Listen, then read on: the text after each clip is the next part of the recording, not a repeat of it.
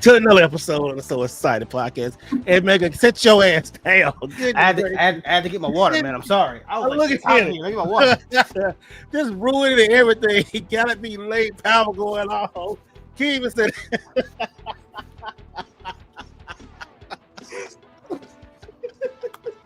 One of these days, I'm just going to disappear. Like, where'd he go? Like, if CPT was a person, this Negro right here would be it. Oh my gosh. Oh God, there's you way know way to start. How it is for me, man. Being I late is know. on time, so shit. So I'm Man, what a way to start the podcast. What's up, y'all?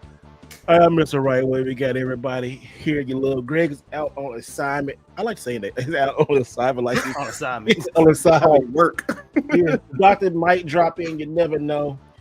We talking about PlayStation, so he might have some words for PlayStation. Like all of you guys talking about PlayStation. And shout out right off the bat, Mr. Anderson got a new profile picture and became a member, YouTube member, once again supporting the channel. That's right.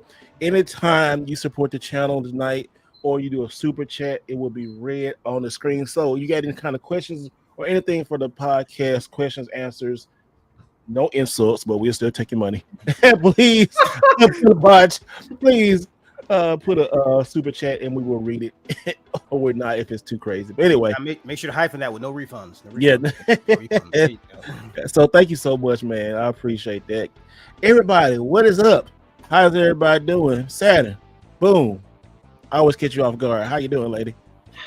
You know what? This time I was expecting one. He's gonna do it. I'm doing good. I'm glad to be back. Hi. You had a good day? I did, and I went on a walk, and then it was a jogging, and then I have a drink that's too big for me. Also, we have exciting things to talk about today. Ooh. This girl is every week. This girl is so different, boy. Oh, you gotta love her, y'all. And man, who just happened to want to throw hands at Tech and Walk House and always late. Megan, what's up, man? What's going on, people? Happy Thursday's Eve again. Glad to be with you guys tonight. Hope everybody had a fantastic week. I sure as hell did, because your boy was able to get not one but two copies of Expedition 33. That's right. After stalking GameStop's website for all about 2.5 weeks, your boy was able to get two copies. So I was like, hey, look, the one time I actually be stalking their website, be checking, they actually came out for me. So hey, look, shout out to them. But anybody else who didn't catch one, yeah, I'm sorry for you, man, because it's gonna be a minute for they stock up. But your boy Ness got one. Wow. So he's my God. but Ness got one though. Like, go ahead and show it off when you can, Ness, if you got it. Yeah. Well, hey, let's stay on that for a minute, real quick, man. But Mega Man, you know, I am like, it's crazy. Like that freaking game. Mm-hmm. I couldn't believe like how difficult that game was going to be. It was like it caught fire, you know. Like all of a sudden, like this, and it also go back and we talk about on the podcast a lot. If you see something that you think you might want, especially going this next generation with the Switch 2, y'all better pre-order that stuff. I ain't getting nothing from GameStop. They ain't sponsoring video loans. I'm just telling you, listen, I know from just buying video games and seeing this happen, if you see something pre-order, if you have an inkling like I might get, because you always cancel your pre-order or you can always trade it to sell it. But if you, I'm think I'm gonna do a video why you should pre-order. I think it's gonna be a good video, but yeah, you should. This is crazy, man. You found two in your city. We was in Oklahoma the same time as the whole Oklahoma Gaming Friends and me and Ness. And man, we found one, but it was like 30 minutes away. He could have went and got it, but he didn't want it. So yeah, what's crazy is because I think I messaged you guys because that was what day was that? Did you guys Saturday? Saturday. So that Saturday, and then that Monday and the following week when because I was bored one day, like on Mother's Day, I was like, man, let me just see if there's any just outside of my state. And then I was checking, and then like the entire country for GameStop, there was only one somewhere in Compton that had one copy. I said, damn. Yeah, that one sold. Yeah, and then by the time I refreshed it, it was already sold. I said, ooh. Yeah, I'm just going, man. They're going, bro. So yes. Hey, and Neil Ness, what's up, man? How you doing, man?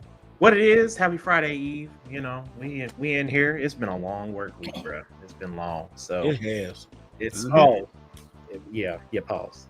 It's been how long? Okay, there you go. Yeah. It's been one of those weeks. So yeah, I completed Expedition 33, 2 days ago. So now I'm back to having a proper sleep cycle. Now I can actually my 8 and 9 hours of rest now, minus tonight because we That's probably be up great. 6 That's hours. great because when did you start playing that again? Like 2 weeks ago? Well, I mean, literally a week. Damn, you I did put it in a week. I put less than 90 hours into it, and had no real problems beating like the final bosses and all that But stuff. you did this before they nerfed everything, didn't you?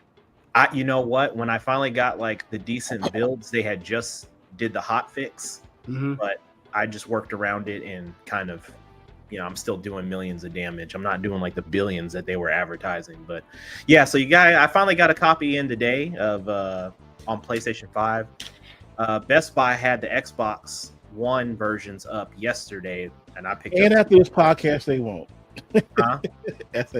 I said after this podcast. I mean, I don't even know if they're up now. I knew there was some up yesterday. I bought 2, and then I may or may not have another PS5 version coming tomorrow or Saturday. So How much you pay for these hoes? Oh, it wasn't nothing crazy. Nothing that needs y'all to be like, oh, Ness is rich. Ness is rich.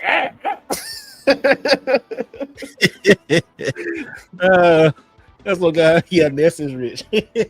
We all rich. We rich in love and happiness. But yeah, we got lots to talk about. We're going to talk about PlayStation. I see the chat already blowing it up. PlayStation about to lose billions and billions of dollars because of the tariffs. We're gonna make a lot of money here, and everybody. Well, I'm gonna stop. But I'm not. We're gonna make a lot of money, and everybody's gonna Stop, 'cause I was about to do my You impression. have to make her look constipated. Like, Oh my I god. think it's gonna be great for America and everybody else, but gamers are already rich. And Let me stop. Let me What? go do it, Ness. Go do it. Go. We like the games. We love the Oh my games. god. Everyone's playing. Everybody loves them. We love them. Super Nintendo's out here. It's Nintendo Switch, where everybody's gonna get one. It's all great news. It's all great news. Station's raising prices just like Microsoft. We love it. We love it. Not really, but we do.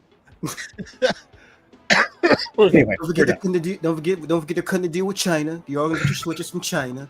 Okay. I made sure to put that tariff, an extra 90 days, and you're gonna get your switches too, okay? You get your switches too. well, I'm not getting my Switch, and Adam's not getting her Switch. Well, we getting our switch. Well, y'all got emails, right, from Nintendo? You know what? No, like I said, like they saw my skit say, "Hey, fuck you, Mega." We. So you didn't get an email from Nintendo? I didn't, but Steve and Alex did from. I the did. group chat. And they said I got to the 17th to pay for it, but I don't want it. I mean, I don't need it. I got one for GameStop, and also I know I can get one from somewhere else. But I forgot I signed up. I guess I got so excited I just signed up real quick. Oh yeah, okay. I don't even remember there being a sign up. I guess I just wasn't. I guess I didn't care, or I wasn't focused on it, or what was the criteria behind it? You had to have a certain amount of hours to play on Switch and all you just that. need like an account and Yeah, 50 you had to. hours and You had to have an account for I think longer than a year, and you No. had to have. really? I think No, it was you have something to have that. like the full year paid out, like the year membership and 50 hours put into it, like used. Oh shit, yeah. I Okay, didn't yeah, think because that. okay, yeah, probably was, yeah, because I could have swore I remember it saying you had to have like at least a year, and then you had to have like game hours on it or something like that. So yeah, it could have. Within- Like, game within hours that are a little same bit year? outrageous. Within that same year, or just overall? No, just overall, just overall. No, I put 50 hours into my Switch. Oh yeah, and you were good then. Like if you had You an just account, need to buy the year membership and that's it. Oh, I didn't buy the year membership. No, I Yeah, didn't. if you bought it, I think if you bought it once or twice, then you had a better chance. More times because I think I remember I had my year membership, but it was always reoccurring. I think I had mine since the Switch started. So Oh, Yeah, okay. I only have mine because of Pokemon, and then I don't even play Pokemon anymore. So it's just a waste of I money. can log in and got the invitation. It's like when you check out, it's like 5:25, 5:30, something like that. No more than 5:50, but okay. Like, we'll see. I'm thinking about it, but I don't know. yeah, I I mean, signed up, but I don't want it. At the Yeah, same time. I mainly just wanted just to have a backup because my pre-order is from Walmart just in case. You know, I Oh, don't. we know we're gonna have some backups. There's gonna be some in the store. Don't worry. You'll Yeah, get yeah. some. So that's why I was like, if that's the case, It's gonna because be I a saw lot the of tweets and store. everything going on. So I'm like, yeah, I'm probably just gonna, stock at GameStop or Target, not Target, but a Best Buy that night and see if I could procure one. So yeah, Definitely doing a midnight stream. yeah, I mean, it's going down launch night. I will say. Yeah, it's going doing lunch night. And also we also will have the Switch playing games live that day on the podcast. And then after the podcast, so guys, we will have the Switch. We will be playing some games. Probably me and Meg will probably be showing off on Mario Kart and see how it works. We got everything worked out good. Me and Saturday sit there, kind of figure out a little plan, so we got it. So we get that up, and then Saturday and Ness will probably be talking shit. Unless one is Saturday, I bet Saturday she'll have one before. I'm still thinking. Saturn have one before me. She'll have one day at once, probably. She'll get something like, you know what? Like FOMO won't get it. She'll see everybody gonna walk off. I know I'm resisting. I'm resisting because I know Pokemon they're gonna release the Pokemon version of it, and I want that. Yeah. So I'm gonna live vicariously through other people. I'll buy the games that I want. Yeah. But I'm resisting. Oh, what if they have one of the new FromSoft game? Oh my god. Oh, the Duskblood, like the Duskblood thing. Yeah. What if there's one for Duskblood? I can never remember the name. Duskblood. Yeah. I would die. Elizabeth King, $5 super chat. You so far, you are the sponsor, the king of the stream. Shout out Mr. Right Way, Mega Saturn, and the rich guy. So we know what you got to do for you. Shit, you already know what it's time for.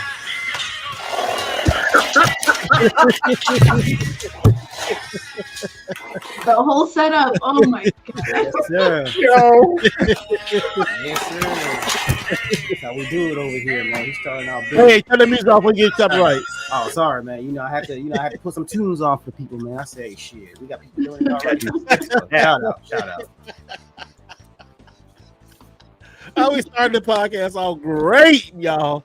And also, too, a quick reminder, if y'all please follow your boy over on Twitch. I just hit 102 followers, y'all. Look, your boy's putting content out there. Last night I streamed for like 2.5 hours some games. So your boy started, look at it. I'm doing, man. Did you get affiliate yet? Or Huh? did you get affiliate yet? Not yet. I'm almost there. He'll probably have affiliate. He'll probably have affiliate by the time the summer's done. When do you get affiliate at? What? You have to be what? I don't know. I think I got You need like 50 followers, and I think 3 people watching for like 7 days. So I 5 probably, people. And I think he has to have a consecutive.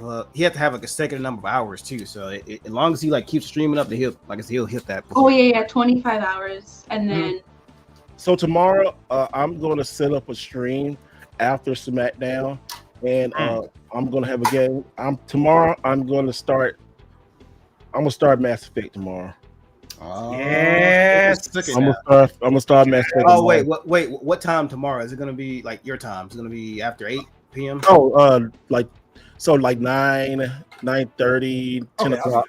9:30, 10 o'clock. So I'm gonna set the stream Earlier than that. So I can join it. Well, I might do a little earlier because if Rest be born, I might do a little. It might be like 8. It might be 8 or 9, something like that.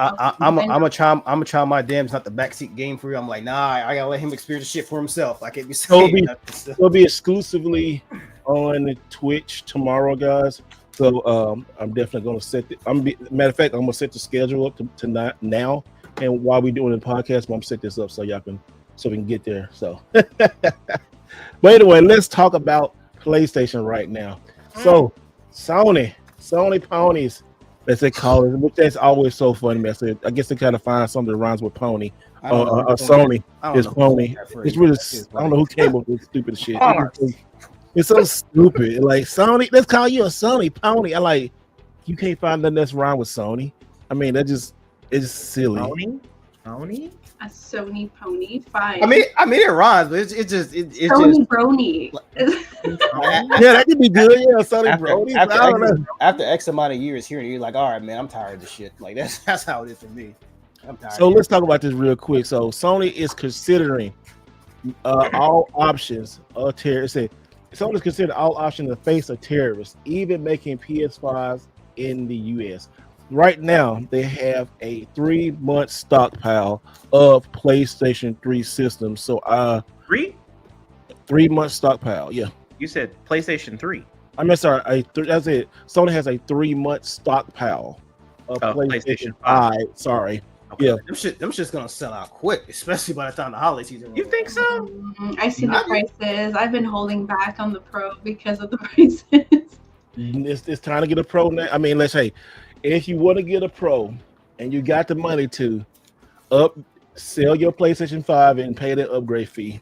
Honestly, I think people are gonna wait for it there because I mean we already saw how the internet reacted when they announced GTA 6 was when they announced GTA 6 delayed. They're gonna bundle that with the PlayStation 5 Pro, and that's probably what people are gonna wait for. Yep. Now will the prices be absorbently higher then? I mean, I don't know, time will tell, but I think that's honestly what people are waiting for, just to upgrade to a Pro.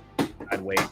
I would wait. I still don't have enough of a justification to buy a Pro. I just don't. You're more of a PC Xbox guy, and you got what you need. Mm-hmm. I'm more of a PlayStation guy. Saturn, she more Nintendo. Mega more PC Xbox. I'm more on my PlayStation than I am on my Nintendo. I was like, hold on. Sorry. Whoa, wait, sir, hold on. It's just that my PlayStation is getting tired. Damn, she like drinking. I know, right? Hello, I have a place. I'm like, oh shit. I love my Nintendo. I'll hop in every now and then to see if my ugly villagers in Animal Crossing are still there, and if they are, I just leave. I have Mr. Steve right way. My PC is my Xbox, sir, so I don't take that comment very lightly. Talking about damn. Hey, Saturn, your microphone, is it on like your house microphone, or is it on your microphone in your settings? I don't know. Is it better now? It's okay. Yeah, don't drop it like it did last time. Is it better now? It's the sound the same, but don't worry. But no, we can hear you good. That's all right. Don't change anything. He said, don't change Fall off. No. Wait, it didn't sound like that. Like it like made my voice faster than it was. No, I'm talking about me. No. Steve. He's mocking me. I was mocking Steve. Well, let me know if it sounds weird because I don't know how to fix it. It's just no, it's proper settings. You're good. You're good. Okay. You're good. But no, so basically saying the PS5 here says on Polygon, basically they're just talking about they're monitoring all the terrorists, looking at all the news, and said, which a lot of us predicted that they may increase the plate. They may pass the price of the terrorists on to. Not only you said it, I said it when we was talking about Xbox. I mean, we agree with you. Yeah, I know you agree. But you ain't got no reason but to. He was saying, give my flowers, brother. Yeah, they give my flowers. Show me. Yeah, with dip. All right, the rich man said the CEOs want to get richer by passing the tax to you, the terrorists back to you.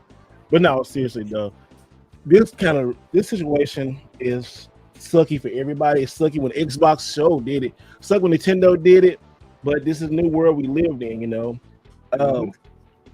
Do they have to charge as much for video games? No. But are they? Yes. PlayStation is making a lot of money on the pros. They're not making that much money on the base PS5. So if they raise the base PS5, they probably make more money. But I would say just keep it the same and say, hey, bump the game. And then they probably sell a shit ton. But then they're going to take losses on getting those over here. So it's just a weird, crazy, wild situation. Are they still producing the standard PS5 still? Yeah, yeah. Oh, you talking about the original? Yeah, the original. Oh no, no. Oh no. They discontinued though. They're doing the slims now. They're doing the slims and the pros now. Okay. Yeah, and they're doing now. And the slims, what they're doing now, they got like different variations. They got the Fortnite, box. They got the NBA 2K box. Then they had the Astrobot, and now I even saw one that had like 12 months of premium box. I was like, whoa, where is this coming from? So they're doing all they can to sell PlayStations. And what's so crazy is I saw an article they tracking PlayStation sales, right? And it says PlayStation right now has topped over 77.8 million Oh, sales. systems. Yeah, sales. Let's look at this right here. Okay. Yeah, they're on pace for PlayStation 4. they're on pace with the PS4. Mm-hmm. That's not bad. That's really good. I mean, Yeah. PlayStation. What do you expect? I mean, Mhm. it's, you know, They have branding, you know. Yeah. But what do y'all feel about this real quick? I'm gonna pull this stat up real quick, guys. I really don't. I mean, I don't think those numbers are. Here's a shipment. It says Yeah. PS5 shipments tops 77.8 million. 2.8 million units shipped during the 3 months that ended in March 31st. Damn. That's a lot. I think. That's a lot of PlayStations. I mean, that's globally, so it's to be expected. I think the console itself. I mean, PlayStation has a very good track record for how they build a quality console.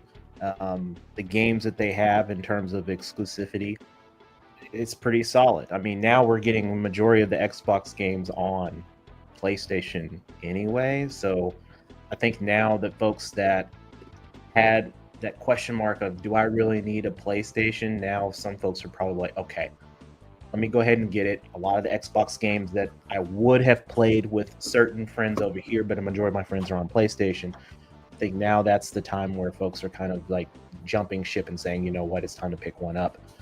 When you have trailers like GTA 6 that drop and they look really good like that, like that's the needle mover for consoles, is when you drop big trailers like that from, it doesn't even have to be a AAA studio, right? Like you have games like, we've been talking about Expedition 33 like all like the last 2 weeks. You have when you have AA games that drop like that, when you have expectations of GTA 6 probably going to be, you know, game of the century, considering that it's probably going to be another, you know, 15-20 years when we see GTA 7, if we ever see it in our lifetime, right? Jesus Christ, you know, so it's the numbers don't lie. You know, the folks that love the console, they love the games, the quality of games that are coming out for, you know, certain consoles, those are where people are going to lie. I think for everybody else, Microsoft is going to be that low hanging fruit on the totem pole just because they don't have that slew of games. Nintendo is going to be in a great place when Nintendo Switch gets really pumping and moving around with the 2. When they start pumping out some really quality games and it's not just rehashes of games that were on Nintendo Switch and whatever else, I think we'll really start seeing consoles really start pumping out and really selling out. Right now, it's a lot of collectors, a lot of folks that were hype off of Switch 1. They're going to come in, they're going to really thrive, and they're going to say, okay, this is good quality stuff. We're also going to have folks that are going to be reserved, like myself in Saturn, that say, let's wait to see what the Nintendo Switch skins are going to look like for, you know, special editions and things of that nature. So that's all I got. Oh, you muted, Steve. I'm sorry about that. Now we got some key facts. It says Sony CFO, Chief Financial Officer, Rich Ness. What? What? No, he said, I was fucking with you. He said, Sony CFO Lindau. He said that Wednesday the tariffs will impact hardware, gaming, and semiconductor production.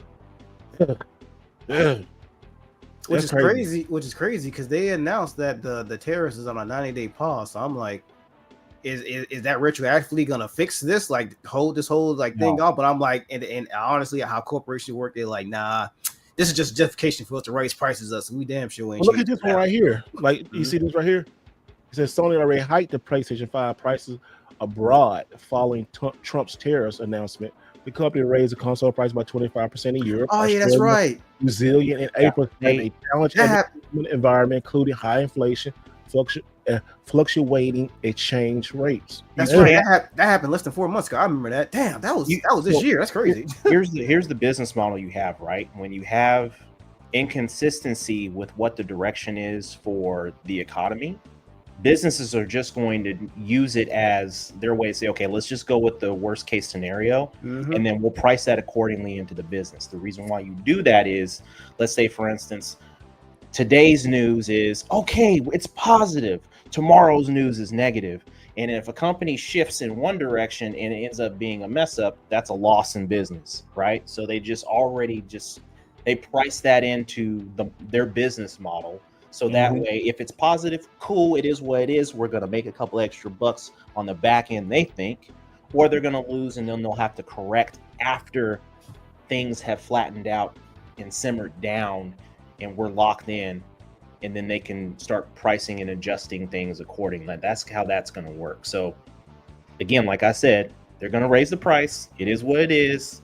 I mean, that's just where we're at now. Everyone's done it. Sony's going to follow suit, and then the real thing that's going to change in terms of the business is the games. That's really what it comes down to. It's like you want us buying consoles, you need to produce some games. That's really and with that being said, that infomercial is brought to you by Nestlewood Bank, where you build your, where you nestle your egg with Nest. Go ahead and tell it there, brother Bank. Go ahead and tell it there. Invest your nest with Nest. There you go. There you go. Yes, and we got a poll in the Plug, chat, plug. also on YouTube. And shout out to everybody watching. We got 54 on YouTube, 47 on X, and that one person on Twitch. Thank you so much for watching. That one person on Twitch, you hanging in there like, fuck it, I'm staying. Hey, shout out to you. Shout out to you. And like also like so it's a poll. It's a poll. There we go.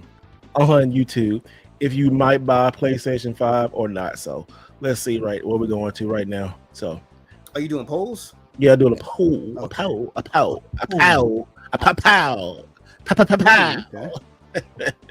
So go and vote on poll. If you already have one, then you can vote too. But this is kind of wild. PS5 Pro today, but have you seen the prices in Canada? I've seen the prices. $1,000. Hell It's no. $1,000. I was about to say maybe $8, but $1,000. No. Nah, that's So this old one, like this is like, original model. Mm-hmm. Yeah. They forced me to buy it with the game. Mm-hmm. And it came to like just under $900. oh my god. This shit is $959 Canadian. And Yeah, I I'm wanted straight. one so bad. I was like, I'm not keeping this PS4. So I ended up giving my PS4 to my brother, and then I just used my credit card on this. So it was great, worth it. But now it's like, I'm never gonna sell that, because also it wasn't my credit card, it was my mom's credit card. So good old parents' credit card. it's a gift from her, she's like, okay, my old adult daughter, I'll buy you this. So I have sentimental value to this, which means I have to dish out $1,000 to get another one for Pro, and I price. No. Even around Christmas time, like Black Friday. Yeah, they're gonna knock off $50. It's still gonna be expensive. Yeah, right? Friday has been bad lately. Yeah, you want to come to American buy electronics, because you only really do Black Friday for electronics. Yep. Let's face it. Yep. And I'll go to Costco. I'm like, let me upgrade. This is like a small TV. It's like 42-inch. My computer screen is wider. It's 49. So I'm like, let me buy myself an actual TV. Tell me how.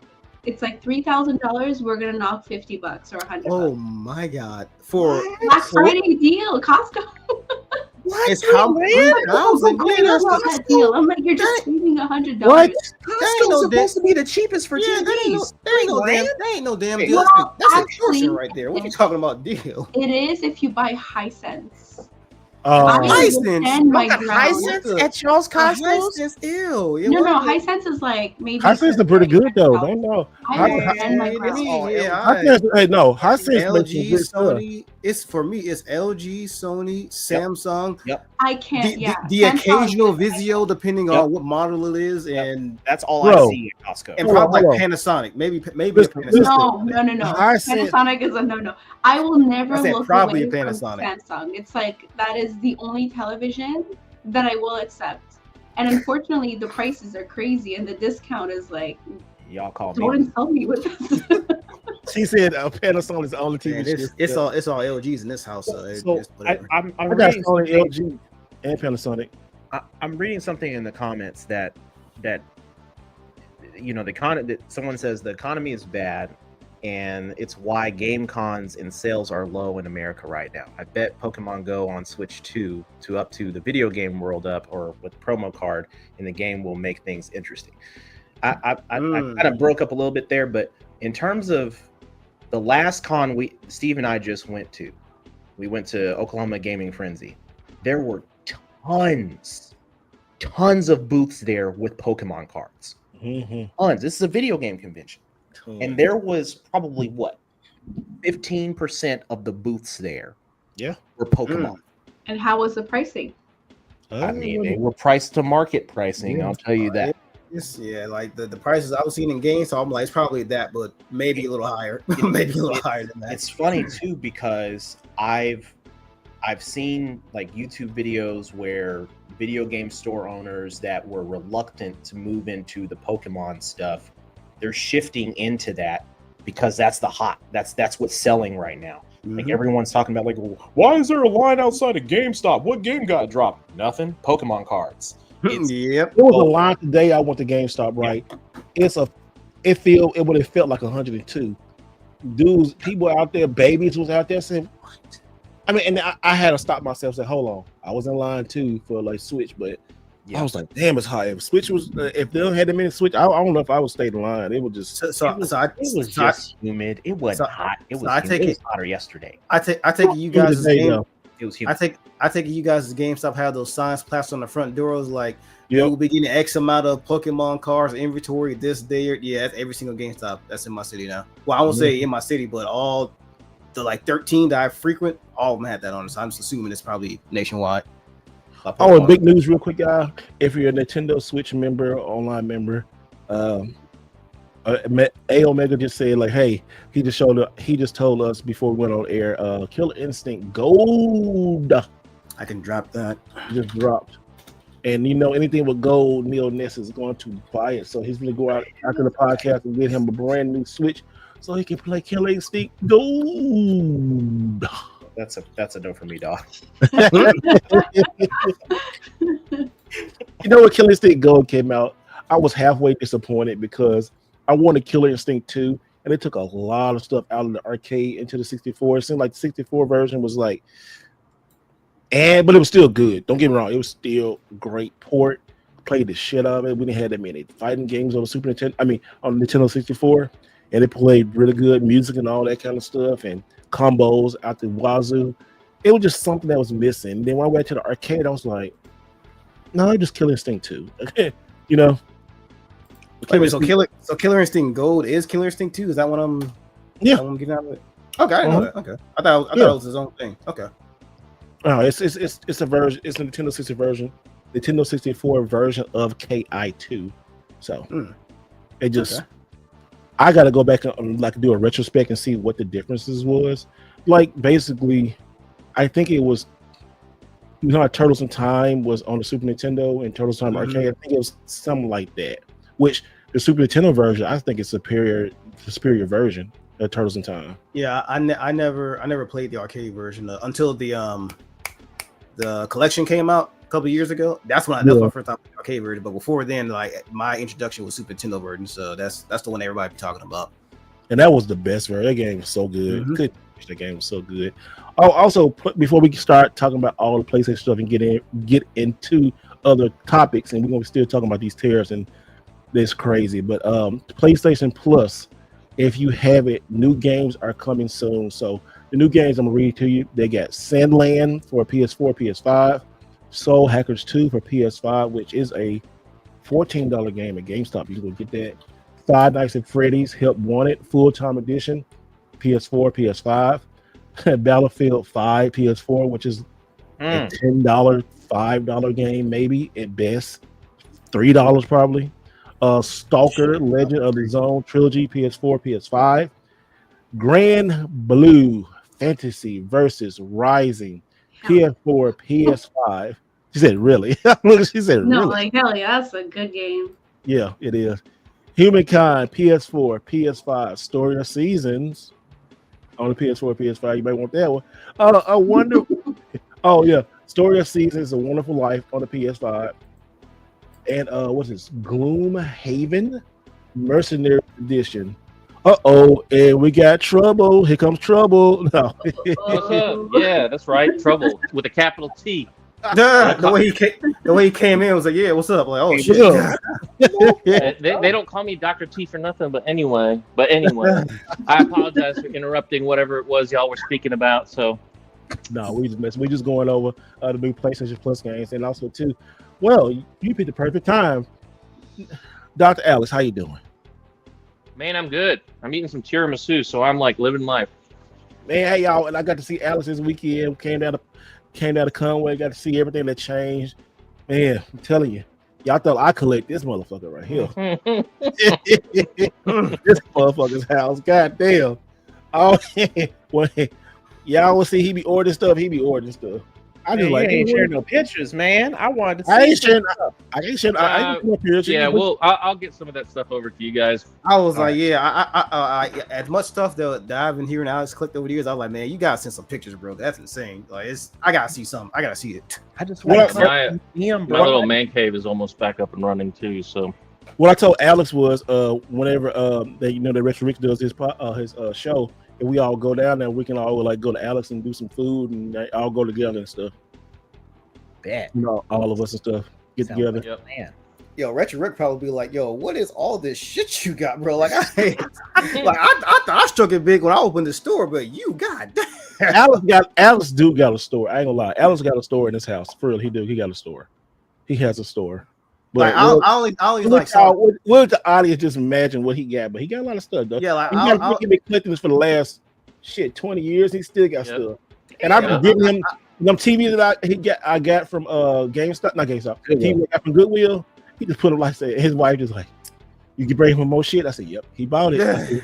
Yeah. He took them. There's some good TVs too though, but he gonna do some stuff with it. So oh my goodness. but I only saw a fraction of what he had. Like when he sent that picture, I was I need to see more. But go ahead, Alex. I mean, like I'm in the process. There's a whole bunch of stuff I got going on. Like so we're gonna try to see how we're gonna get all that stuff parsed out and everything. And you know, it's like at some point I'll have a YouTube channel too. So when that happens, you guys will all be able to come over and see some stuff. I'm still trying to like decide which way I'm. y'all see our face, right? That means never. No, it's coming. It's coming. But I'm not in a rush. We all like. Motherfucker, please. No, man. I mean, it's like one of those things. Everybody's got their thing, you know. Like my job right now, I like to be in the background. I like to be the support. Look, I don't have to produce content on a regular basis. That's hard work. It is. It really is, and I respect it. That's why I don't play, because I'm like, until I'm in a position where I'm like, yeah, bet I can actually put content out, I'm not gonna like half-ass it. So that's why you don't see anything. I feel that, and No, I got a note for future reference. The day when Alex YouTube channel finally goes up will be the day Half-Life 3 comes out. So shout out, people, shout out. Exactly. I'll be like, oh shit, his channel's up. That means Half-Life 3 is out. Let's go, baby. That's right. GTA 7, let's go. Also, y'all, I'm giving away. Actually, GTA 6. Come on now. Okay. Yeah, you're right. Oh, y'all, hey, and later on in the podcast, I will be giving out a PlayStation. Ooh, the Mantis. Okay. 4 controller, the Mantis. This is for PlayStation 4 and the PC, so it's a really nice one. We gave one away 2 weeks ago, so I am going to give one away tonight. It'll be really simple, guys. So it'll be really, real simple. But yeah, it's a nice controller, and I will ship it out the next day. Look at that. That's a beautiful controller. You can have this. You can play this on your PS4, PC, and I think you can probably sneak in and play it on your Switch some kind of way. But remember, guys, who's the manufacturer? Tell us a little bit about the product itself. You gotta be subscribed to the the channel. manufacturer is from China. What? It's made in China. Nah, that's the country, but like, who's the actual company?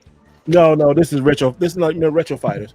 Our sponsors on the chat of the podcast, our friends at Retro Fighters got me controllers and stuff. So I got I think I got 5 more controllers I'm gonna give out in the next couple weeks and stuff. So I always show up. Just wait to the I don't know when. I'll probably be Like midway. in the next hour or so when we start talking. But yeah, and look at the cool box that comes in too. Also, That is a super cool box. So you I can- really like it. By the way, I'm probably gonna dip out early because I got some other stuff to do, but I wanted to be able to come in here real quick. Have you guys talked about Marathon yet?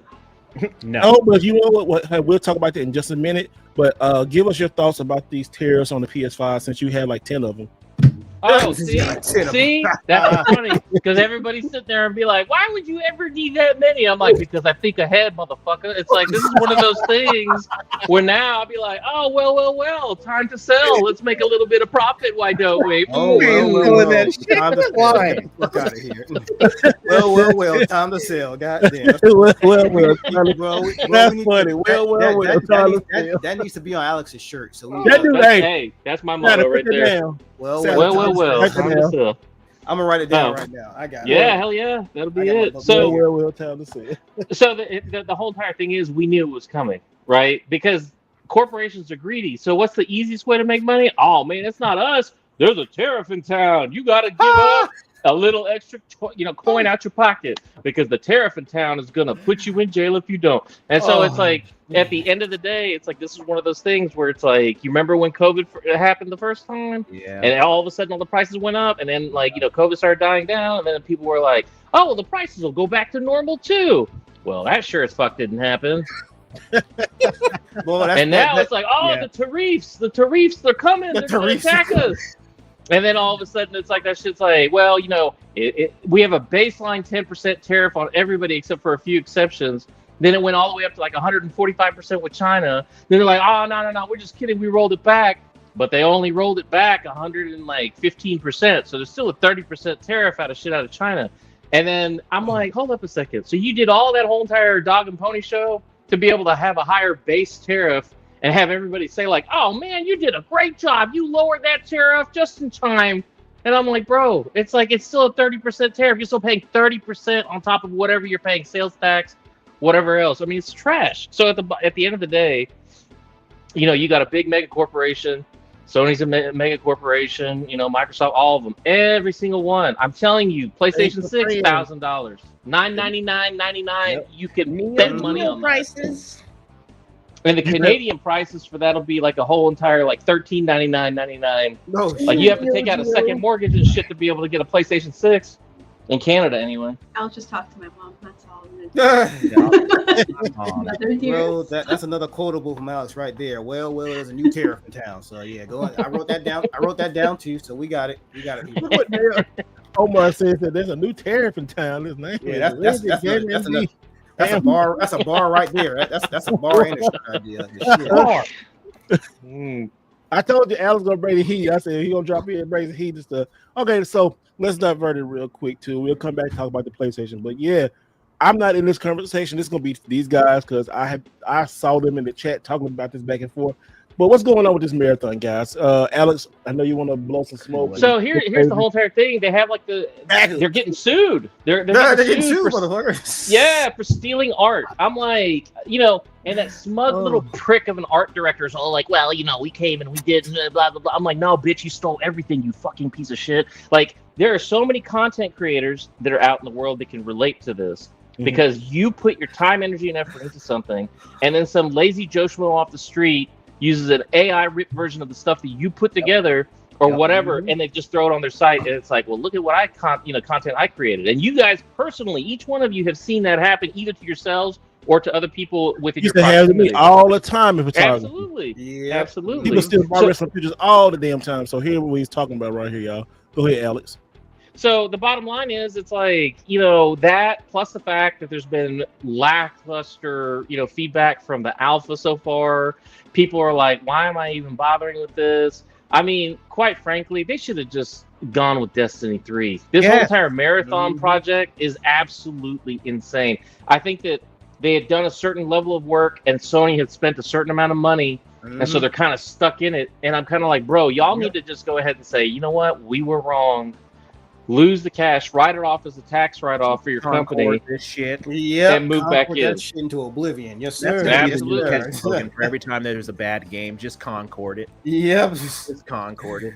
It's like the service. But let's be honest, it didn't hit the way they thought that it was going to hit. Nobody. I'm not singling out Sony. I mean, like Microsoft. Everybody. All those games as a service titles. There's like 3 or 4 of them that worked. Everybody else, it's just been like, I don't care. I'm not interested in this. Games or service are dead, y'all. They really are. If it's not, it's gotta have that spark. It's gotta bring something new to the space, and this game doesn't do it. It just mirrors and picks and chooses what it wants from the best things, and it doesn't even do a good job at that. Like, you're coming off of a multi-decade game that did really good for you, for your company, really good, to a point to where you had two big, huge corporations buying you, selling you, of course, yes, and you had that same game throughout. I mean, you created Halo, for crying out loud. Yeah, a lot of those folks are gone, and they've gone to other, whatever. You created Destiny. You started a new genre of shooters that really changed the space, and you really could have expanded on that. Destiny 2, it started a little choppy. It got polished up by the end, and it finished really well. But you could have taken that foundation and just continued the story into something else and create. It didn't even have to be a Destiny 3. It could have just been like an offshoot of Destiny 3. Here's the story 1,000 years in the future, and this is based off of Destiny, but it's something different. But it still has those similar mechanics to the game, and it has a very enriched story, and it has this huge, massive back lore that people already understand and know. But they don't do that. They want to, I get it. You want to try something fresh. You want to try something new. But if you're going to do that, make sure it's new and it's fresh. Let me ask the panel a question, right? How many of you guys know about the Star Wars expansion that's coming for Destiny 2? I heard about it, and honestly, I didn't give a damn. I stopped caring about Destiny a long time ago. Nobody knew until it hit the text thread. Yeah. Like all of a sudden, I was like, there's no chatter at all anywhere. Like I'm all over social media. I'm like sharing and retweeting. I'm like, how is this not a bigger story? This to me is more important than Marathon ever will be. Just because you know why? Because Disney don't want it to be a bigger story. It's not even that. It's you don't think so? They putting all that money in. The core fan base for Destiny is like, but why though? Why are we doing that now? Like, had they did that when Destiny 2 was still hot, bro, that would have sold. That has sold the game like hotcakes. Yes. So you think this is a desperation thing? It was a Star Wars thing. They like too late. Too little, too late. Is what he's saying. It's almost the same. It's almost the same effect that I don't know if you guys have been paying attention with Overwatch when they started doing like the whole anime skin stuff. And they started doing stuff with like Street Fighter. It's like, because I don't know if you guys know the whole discourse behind Overwatch, but like they've been bleeding players like a lot, and pretty much the only people who's there are just like the hardcore people who like pretty much live. Well, the problem is Overwatch. You're starting to see where all this. We're doing partners with anime and Street Fighter and all this stuff. It's like we see what it is. It's just a desperation to just try to get more people, just try to get more players in the pocket. That's all it is. They're trying to copy Fortnite. Really? That's all it is.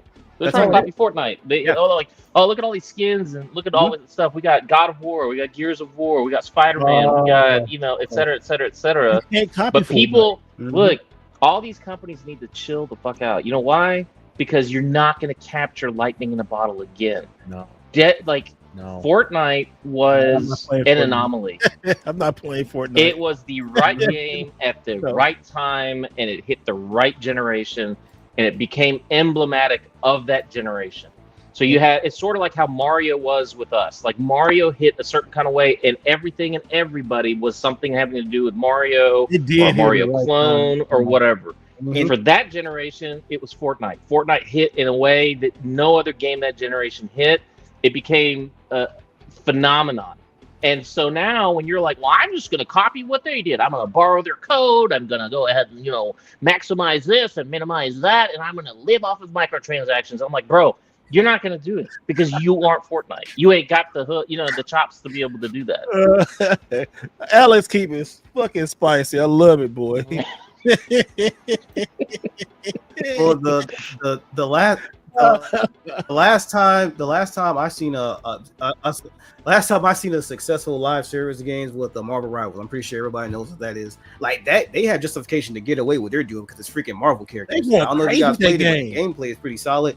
Like the skins are immaculate. So, and then it's free to play, but it's addictive. It's addictive enough to where you want to get the skins and stuff like that. So it's like, is that right? Yeah, is that right? Like that, like that's the recipe for like great live service games. What skins you get, man? You said what now? So what skins? Oh, you already know. I got the Psylocke. I got the Psylocke one. On deck. I had to get that one. The Miss Fantastic. The Mrs. thick one? Fantastic, Invisible Woman, What's had to get that one too. Squirrel Girl, she's a goat for a reason. Yeah, shit, you already know, bro. You already know. Squirrel Girl. Hey, look, I can keep the conversation going about how many skins I got. All day. All right, Scarlet Witch. Yeah. Scarlet Witch. She goated. Who else? Freaking Black I know Widow. who getting- Hey, look. Hey, I know who's conversation getting my saved for another first horny day. boy shirt.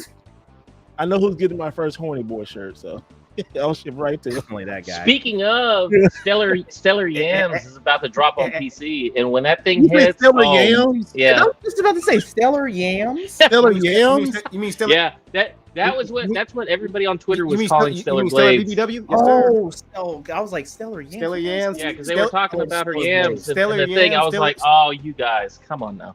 Saturn shit Y'all, like, what are you y'all doing? never heard the Stellar the She's term like, Stellar Yams for Stellar BBW. Blade? Like, yeah. Saturn's like, I'm out. No, she's I'm not. listening. She's down. She's down. She knows what's up. I mean, who doesn't like yams? Come on now. That's universal. Facts. Yeah. It's That's crazy universal. because on the PC version, like they showing out. They got even more 25 new outfits on there. So I was like, In addition I to was like, the hey, I'm other double like dip, bro. 30-something outfits. I'm like, hold up. And then, of course, Hey, people the are going mods, to mod. the mods gonna man. go crazy on the yes sir. The mods. Oh my god. They're going to turn The her. mods They're gonna going go to, first crazy of on all, that. watch. The first mod is going to be a thickness mod and how thick they're going to make her thicker. I promise you. You're going to get all that jiggle physics in there. Gotta get that GTA physics. That's right. GTA physics. It's They much gonna be- needed. These like skinny thighs all over the place. I know, right? It's like, hold up. She It's said, like, "No, no, mm-mm, I mm-mm. love it when Wow. Saturn pulled You that. gotta, up. gotta represent the thick thighs. Yeah, that's It's like, 100%. See, Hey, I like, told you. See, she knows what's up. Yeah, I'm They gonna listening. be I'm like, listening to oh, everything. I mean, Hey, what's the saying go? How's the saying go? Thick thighs save lives. Yes sir. I mean, that's a fact. I'm a doctor. it really does. What if you fall, right? You could break a fall and Absolutely. like not You break gotta your have a little cushion. Otherwise, you're gonna be like, oh, I broke my hip. Hey, Cushion for the pussy. Alex, I'm gonna need you to write me a It's not a BBL though, I'll- because then you have a hard butt. Then what's the point? You're Yeah, nobody likes a BBL. If you don't have one, go to the gym and do squats. None of this other stuff. Hey, Alex, I'm gonna need you to write a prescription for like thick thighs save lives. I'm gonna need to have that Oh, card with absolutely. my medical I- license. Yes, yeah. sir. I need to I have need that. to with add me, that to like, the thick t-shirt. thighs save lives. Yeah, add it to the It's medical t-shirt. certified. Hey, this podcast is now sponsored by Sir Miss a Lot. Thick thighs say lies because baby got back. That's right. Y'all crazy. No, you gotta get the right way booty shorts for the ladies out there. The right way booty shorts. Hold Yeah. on. The Yes, right any female fans will get a free booty shorts. Booty shorts. Make them jiggle Just the come to right our way. booth at Like, PAX You West. want me to write that? Make it jiggle the right way? Yeah, do that, Yes, yeah. yes. Staying on the side, like okay. Man, I got- look, I this got is a my- gold I got my- mine I got tonight. my Yeah, book exactly. too. Write all that down. Yeah, right Y'all there. are wilding tonight. Gotta bro. jiggle the right way. Y'all No, are but you think I'm wilding. We kidding? got new Look, merch look. coming, y'all. Yo, Wait Yeah, until Are you we really get our writing merch. this down? yeah, all right, Are you yeah. really writing Hey, this somebody down? said, Yes, what the I'm writing booty this is shit flat. down. No, Yes. I'm looking at Saturn. It looks like Oh. she's writing this stuff down. Are you No, I really? told her I'm right it down. literally gonna design all our merch. Oh That's my my god! role. Yeah, I told you she gonna design all our merch. Yeah. Somebody All of said, it. what? Hey, somebody said, what if my I'm gonna booty send is everybody flat? like the sketches. And So then If your once booty we is approve, flat, we we can will copy. have booty shorts that have built-in, cushions, Pads. Yeah, you know, Booty pads. booty pads. Exactly. Yeah, There you go. Ah, No, built-in jiggle We do physics. Okay, squats. gotcha. I like So You that. in want the to option- fill those pants? You do in the squats. option, you can do a booty. We'll patch in some DLC for you. We'll patch it. I can't wait because I'm gonna get like a copy of everything that we're gonna have, even the Oh, yeah. even the horny boy shirts. Yeah, No, I please love do it. it. Actually, do that it. is even funnier. That is even funnier. I love it. Yeah, I think all booties matter. Hey, no, Saturn. Yeah, so, that's so, true. so we'll be working behind the scenes, y'all. Saturn is a amazing artist, and everybody on the podcast is going to have a shirt. Everybody gonna have a podcast shirt. So we're gonna, but the podcast shirts and stuff is going to be kind of limited, especially in the first run. It's going to be really limited. So just be on before summer. We're gonna have these going, and you guys can have it because we're gonna have these before summer. We're working on this stuff. We're gonna have some shirts. We're gonna have some might do socks. Anything you put something on, but we're gonna have some official podcast merch. And what y'all think we joking about stuff? We jokes about, they're gonna be on a t-shirt, so y'all can get it. There's no jokes. T-shirts and hats. Hey, Billy Jackson, like, what that's is where I'm at. turning to? This show is turning to fun. Let's get the jokes. This is fun. Everybody having fun. Don't we having fun, y'all? Especially when everybody got little drinks. We having even more fun. But this is fun. I'm out of drink. Stellar Yams available on PC June 11th. We have a couple models out there that wants to try on some of our merch. We can have a raffle. Huh? Yeah. I think so. But I think we can do that, like a little raffle, and like whoever gets the merch can take pictures, send it, and you'll be featured on a little store, maybe. I don't know. That's a good idea. All the way out there, man.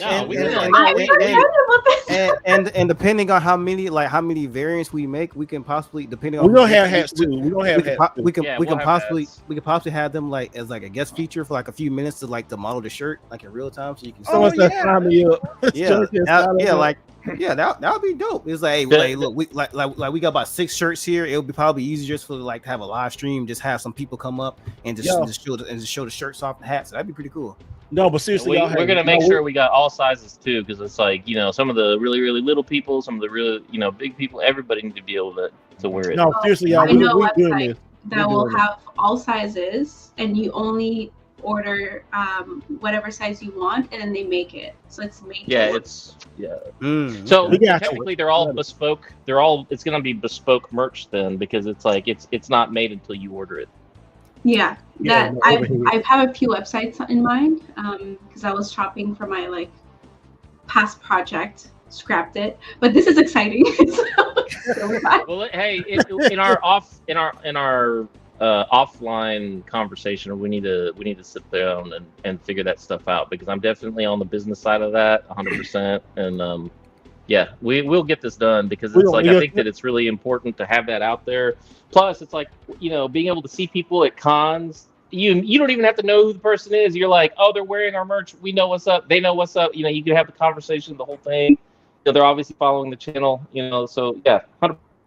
All it takes for the when it's business, Alex is definitely the man for it. He opened several successful businesses, so he's gonna help us with that.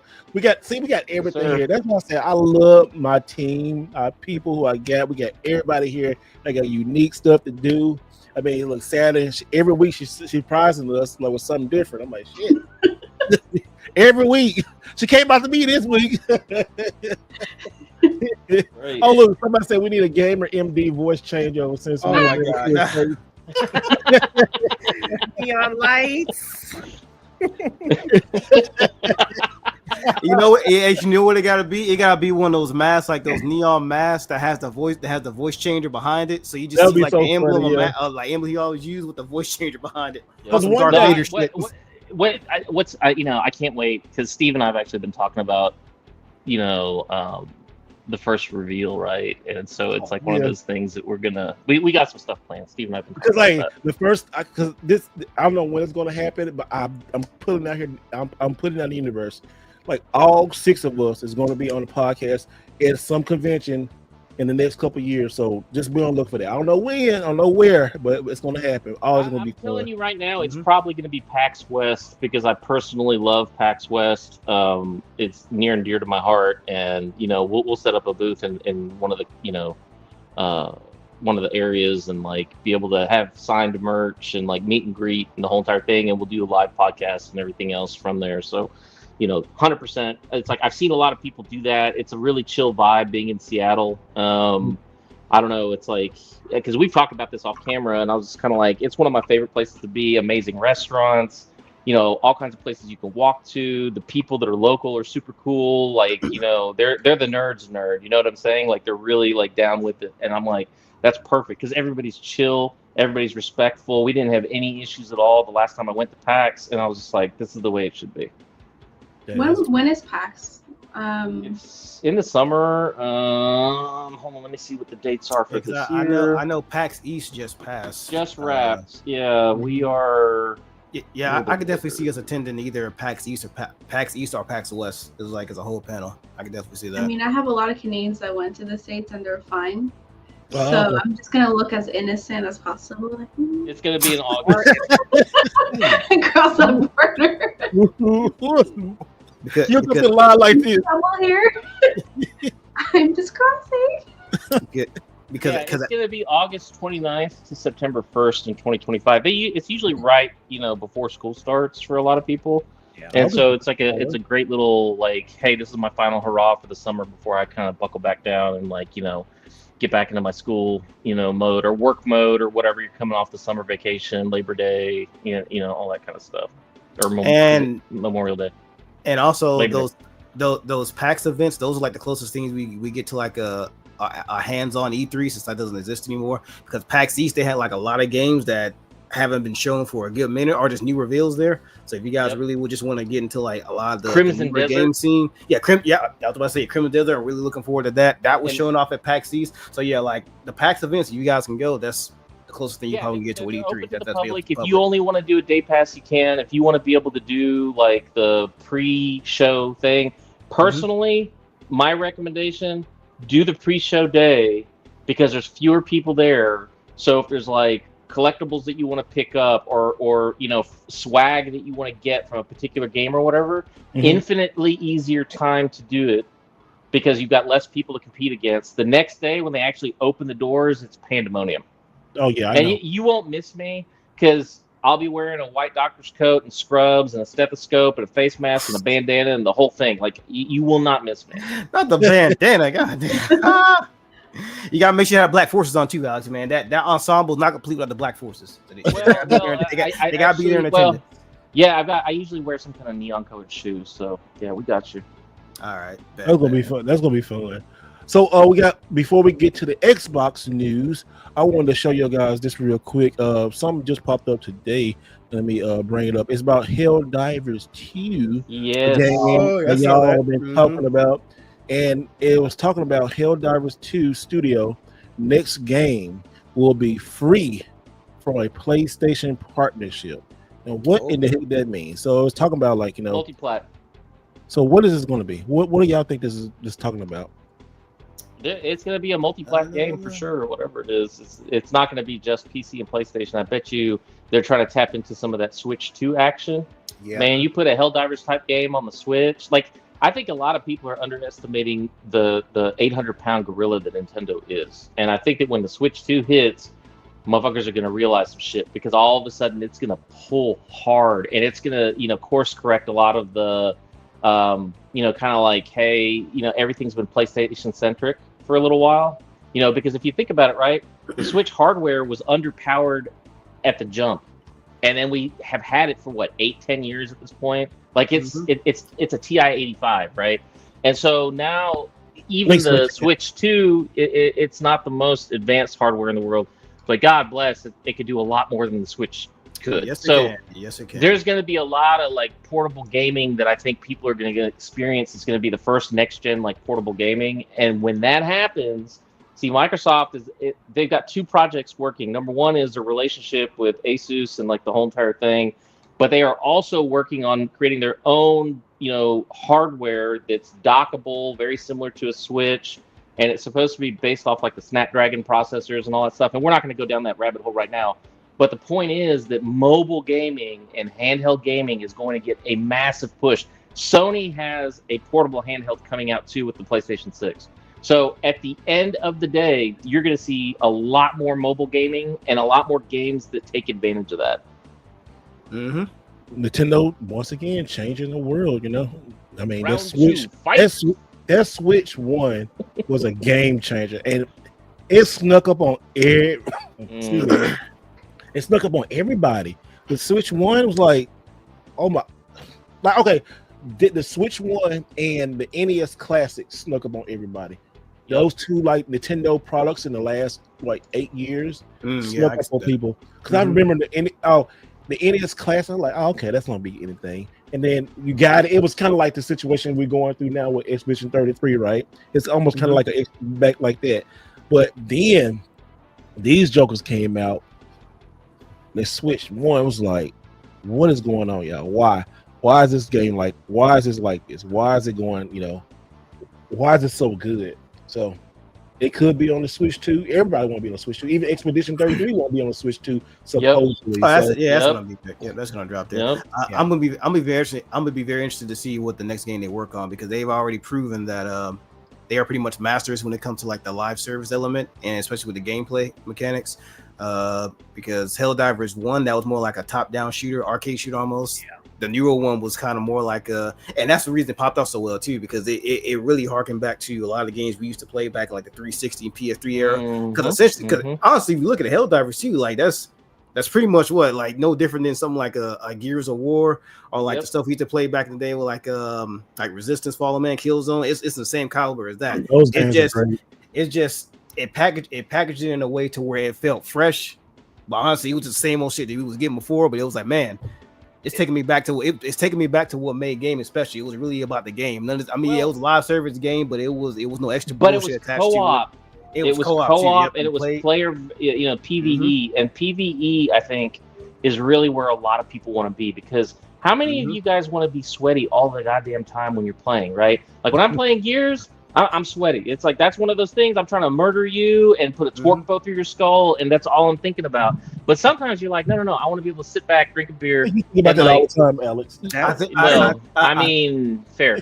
That's why you have like the games like when Destiny came out, it was refreshing. Yes. Because you could go, if you wanted to go play PvP, you could, and you could go and just be a complete sweatshop for a day. Yeah. Or if you wanted to go, loot and shoot. So I love Hall of Sweat. Find all that stuff, you can do that. If we're talking about Helldivers 2, I think Helldivers 2 kind of dropped at a unique time, and the story behind it was, it was basically Starship Troopers, for crying out loud. Starship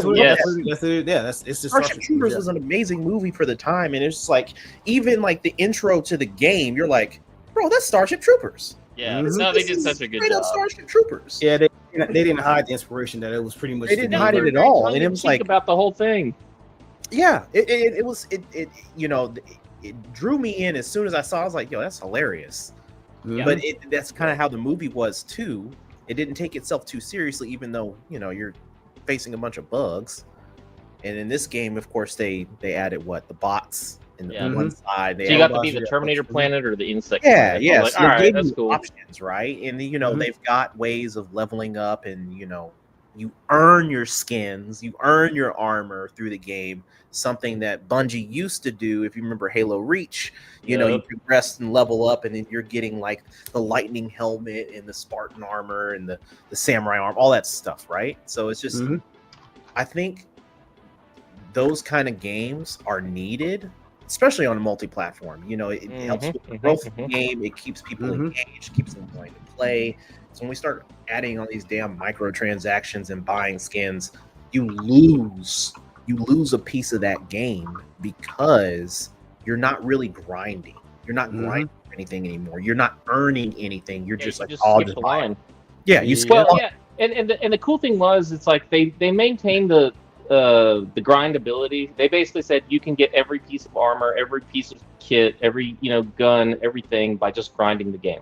Yeah, you don't have to spend any extra money on microtransactions. And then however, I think if you want to, you can do the microtransactions too. So I enjoyed the fact that they at least gave us the opportunity to earn stuff without having to buy it, because let's be honest, not everybody's got the cash flow to just pick up every single little thing. But if you dedicate yourself to a game and you grind the hell out of it, then yeah, you should be able to get everything. So you're rewarding the players who are dedicated to your title. I think honestly that's why something like I keep bringing this up, like Space Marines 2 popped up the way it did, because it was essentially just more of what Helldivers 2 was doing, but it was Gears of War. I don't know if you played it, Alex, but it's literally like Ness played. I played with him and that guy. It's literally a space version of Gears of War. They prioritize campaigns. You can play with your boys. They prioritize a multiplayer, like versus because you want to be sweaty, like Alex mentioned. If you want to do that with your boys, or you can say skip all that. I'm just gonna do the PvE and just play against the environment. So that's why games like that. It's just, man, it really makes me remember, like, it was really about the core experience, not all this. All right, we're gonna sell you this campaign up. It's missing this, so you gotta buy the expansion. Oh no, but there's actually in-game stuff that you gotta buy if you want to skip the line. You pay for this. No, it was one condensed, cohesive package that just It works. Just think, I mean, like Space Marines 2, right? Like, why did that work? Because it was an Xbox 360 type game, built with modern graphics and modern like bells and whistles, and I was like, hell yeah! Like, and apparently I wasn't the only one because y'all played it, and a whole bunch of other people played it because that shit was, I mean, it was absolutely legit. I mean, everybody was like, yes. And it had like an 8-hour campaign, and nobody was all like, I can't believe it's only an 8-hour campaign. It's like, no, bro. It's like you did your 8-hour campaign, and the rest of it was multiplayer. It's like perfect. That's the way those games should be packaged. And how long did it take them to make that game, right? They're already like, oh, yeah, we got the third one in the works. I'm like, hell yeah. This is the way to do it. And it's like, you know, we had mentioned this in the podcast last week where we were talking about the AA games making a comeback, and like the AAA games are just overbloat at this point. And those two games right there, Helldivers 2 and Space Marines 2, they're both kind of that AA kind of vibe, right? It's like they give you just enough, the price isn't exorbitant, and you have an amazing experience. Yep. Spot on. Spot on everything you just said. Yes, sir. Yes, sir. All of it. It's I mean, really, to be honest, it's like now it's the real question is should we be looking at AAA games anymore? No, should honestly, we really be looking at them anymore? Because we've been disappointed the last couple of years. Every single AAA game. I think that there's one AAA game that is gonna like absolutely, you know, sucker punch everybody, and no pun intended. Definitely GTA. Well, GTA 6 is actually a quadruple game. That's a quadruple. Yeah, that's in its own caliber. Yeah. So we got to talk about this in a minute too. That's. I'm glad you. Well, let's jump into that real quick. Somebody said something about that because I just saw an article and I want to show the chat real quick about GTA 6. Talking about. Excuse me for a moment. Sorry. StreamYard's acting funny. Stop acting crazy, StreamYard. You want to love? Come on, love me, StreamYard. Stop being a bitch. I love it. Pause. I know, right? So it's an analyst, and this is just I just saw, and this is kind of I say true, but we kind of you can guess this. It says Grand Theft Auto 5 at 6. I'm sorry, being delayed means PlayStation and Xbox will sell less than 700K less consoles in 2025. I agree. Yep, 1,000. I can see why I say that. Yeah, because it was like since when in 2023 when they made that first trailer saying how it was gonna come out in 2025. I mean, I was already starting to see the statistics of like the margin go up, like the tick for like console rates, because apparently that's the game that everybody's waiting for. So I could definitely believe that. So now it's coming out next year.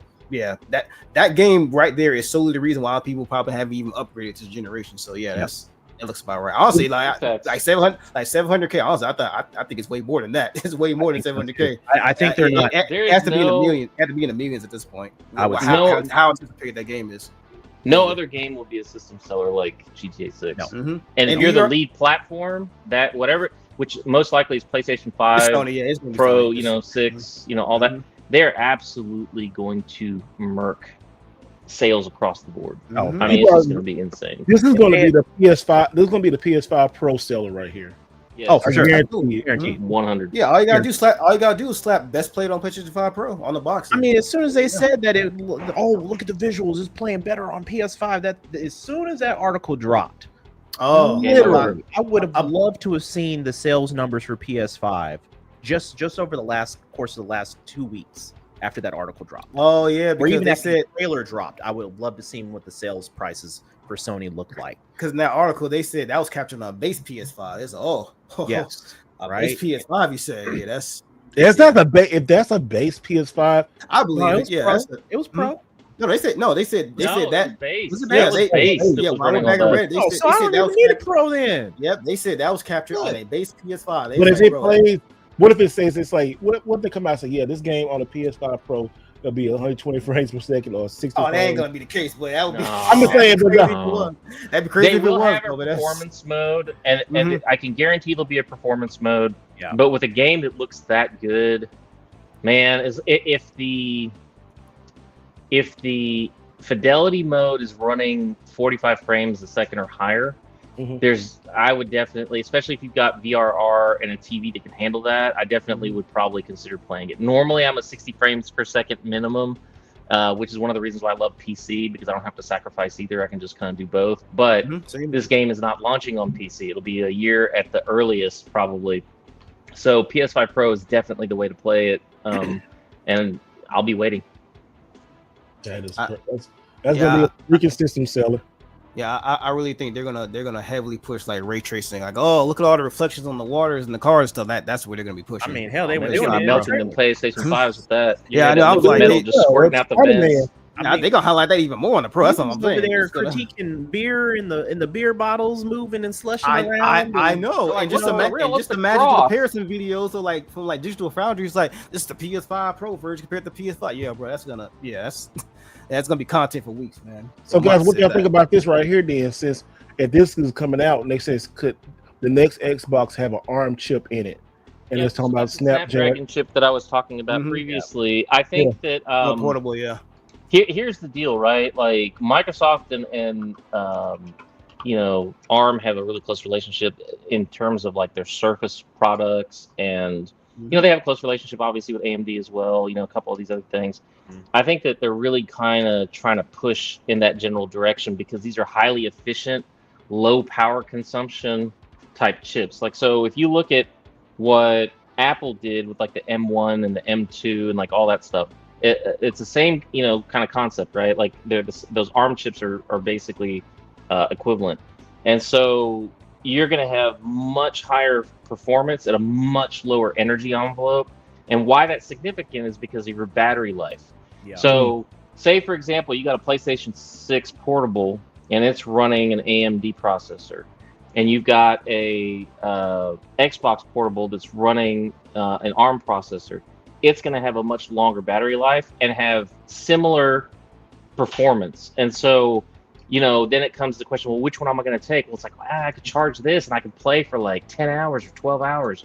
Whereas my PlayStation Portable may be like, oh, crap, I've only got like 3 hours worth of like full tilt gaming. And that's the same problem that we're seeing with like, the Asus ROG Ally, or ROG Ally, sorry, that's the corporate. Or the Steam Deck, the batteries are just crap. You got to have them constantly connected to something, so you're tethered. And so if they can crack this nut the right way, no pun intended, then you know what I'm saying? It's like you're gonna be ahead of the game because you're gonna have the premier portable handheld. Yep, the one that lasts forever. It's gonna be like an everlasting gobstopper.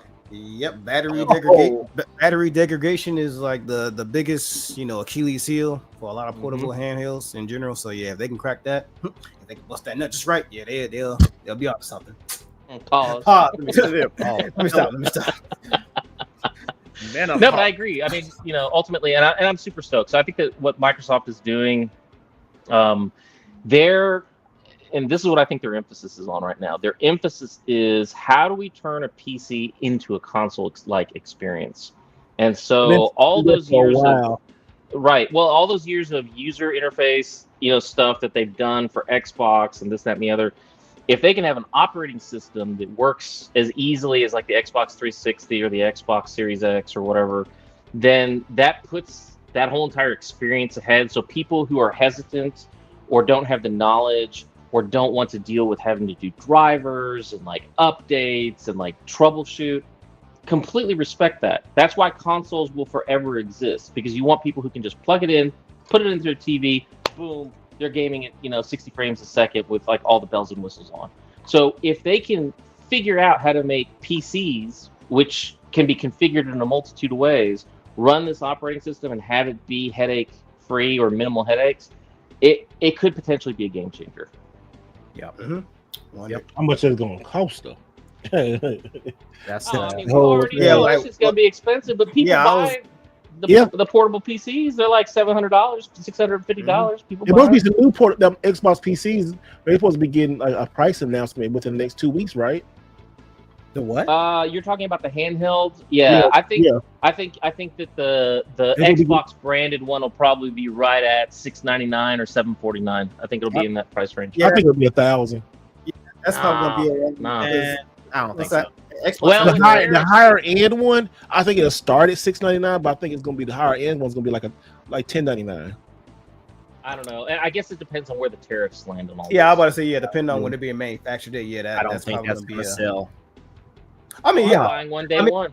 I mean, of course, it's gonna be. I know you are gonna get one day. There's gonna be tech enthusiasts who want to own it just to say that they have it, Absolutely. just to make comparisons and stuff like that. But it's gonna sell. But is it gonna sell like to the volumes that they need it to sit? Like, no, it's pretty much gonna be in the same caliber as like a PlayStation 5 Pro. Like, it's gonna be like an Apple Vision Pro. Yeah, where they don't need to sell it, but if they do, that's like a profit thanks to the markup, like off rip. So it's just gonna be there for the enthusiasts. That's all it is. They're probably gonna make a limited number of them, and then probably depending on how that sells, then that may have a call to manufacture more. But I mean, I'll be honest. It's like I like taking those handhelds. So what I do is I'll have like movies and music and like all this other stuff like all stored onto the expand because I'll upgrade the memory and have a larger SSD, and then I'll like fill it with stuff that I want to watch that I can't watch or whatever, like, or that I want to watch while I'm traveling. Yeah. But I'll also pack a keyboard and a mouse, and I'll pack like a controller and everything else. So I've got emulators, I've got games, I've got all my game stores like Epic and Steam and like this, that, and the other. And I basically a little USB dock. So it's kind of like my PC Switch thing. And that way I could, like, no matter where I'm traveling, I can hook this up. And if, God forbid, it gets stolen or destroyed, it's not as bad as trying to take a gaming laptop that you may have put a couple of $3,000, $4,000, $5,000, whatever dollars into, right? Yeah. So it's like I got a $750 device. Yeah, it sucks. It got destroyed or I got stolen, but I'm not out the way I would be if it was a higher end piece of tech. So I think they're about to hit the sweet spot in terms of performance and price. And when that happens, again, mobile gaming, and I don't mean like mobile on your phone, like portable gaming is going to just explode. But you said, you still have, like I said, with the 800-pound gorilla and the Nintendo Switch 2 looking over everybody's shoulder. And once people start hearing how good it really is, and people come down after the price of the $80 games and then the tariffs and all that stuff, it's going to be like, and it's probably going to do this number again, It's going to have like a little bumpy road right now because people like the Nintendo Shock, tariffs, all this kind of other shit going on. But mobile gaming, it's going to be that, and maybe those mobile computers fighting. They're going to be all the mobile computers fighting against the Switch 2. It's all of them. PlayStation going to be fighting against them. Xbox going to be fighting against them. PC going to be fighting against them. And Switch 2 is going to be like, all right, Switch 2 don't change until they have to. And then when they have to change, that's when they're probably like, oh, you know what? We have this nice, sweet OLED version of the Switch 2. I want you to buy this shit, motherfucker. Like, and they're like, yeah, we gotta buy it. I think what's going to end up happening is not this next generation, but the generation after that. Everybody will probably have a dock with a portable gaming system, so you can have 2 or 3 docks. So it's like you're over at your house, or like you're going over to your like cousin's house or something like that. They got a dock. You just take your machine over and you just dock it in. Boom, you're playing or whatever. You know what I'm saying? And I think that type of thing is really where, I don't know, it just makes sense. And I think that because of that, the type of games that are available will change because you're going to have to cater to a market that needs to be able to be on the move and do stuff, portably. Saturn, what do you think about this? Like, you've been a little quiet on these stuff. What do you think about like the mobile gaming and the Switch 2 and stuff? Outside waiting on the Pokemon one, Listen, like you said, a lot of people will be like, well, you bought the OLED, so why don't you buy the Switch 2? Okay, the OLED, I had to because it was a Legend of Zelda version of the OLED, or else I would have. I had to. I would have never bought an OLED. In fact, even Switch Lite, I would have never bought one if it wasn't for the one that was released in September, the Zelda version. So again, like even with the PS2, I'm sorry, not the PS2, the Switch 2, I can hold back. I'm going to stand my ground and hold back on that until. What about mobile gaming though? Are you interested in like having like? No, I tried mobile gaming. Okay, so there's one that I do play, which is what was it? I'm using it to get silver points from Nintendo so I can buy things. No, I'm talking about like mobile game, not mobile gaming, man. I'm talking about like the raw portable gaming. Or the portable game, like this right here. What is this bad? I'm sorry. Like Nintendo Switch, like you can go anywhere with it. Yeah, like a Switch or I think have Steam Deck, like a Steam Deck. Like the Steam, the portable computer. We said the portable computer. I think it's useful from time to time. Like if I'm gonna go sit at a park, for example, then I'll probably have one, especially when it comes to like older consoles, so my Nintendo DS and stuff like that. Newer mobile games, do I think it's something that we should have? Not really. You're not really a big PC person, huh? What? No, so I only ever use my PC for games that I don't want to pay for, and use the Xbox. Yeah, because see, like what we're talking about, like these, like the Steam Deck, right? Like right here versus. Yeah, Steam Deck. I never. My friend had a pre-order when it first came out. And she had 2 pre-orders, so she got one for herself, and she's like, "Do you want me to get you one?" I was like, "Fuck no." No. What am I gonna do with the Steam Deck? I don't have all the Steam games that I have are like these stupid co-op games. You know what I mean? Yeah. So it would have been like a stupid purchase for me, but I guess for some people it's useful. I just don't see. I don't see the. I don't know, mobile gaming. Why are you gonna play outside of your house? Well, Personally. I take. So there are 2 things. One is, if you're stuck on an airplane or you're on a long train ride or something like that, that's an option. But I think it's more just the portability of it, right? So what I mean by that is, if you're traveling and you still want to be able to have a gaming experience without having to lug around like a gaming laptop or your, console or something like that, that's a great case use right there, because you've got something that's got decent amount of horsepower that when you dock it, you don't have to worry about the power, and you can connect it and play with it on a TV. And so it's like one of those things where you're just like set up. You know what I'm saying? Like you're in a really good spot. For traveling, that I do understand. Like whenever I'm at the airport, you'll always catch me with my Switch.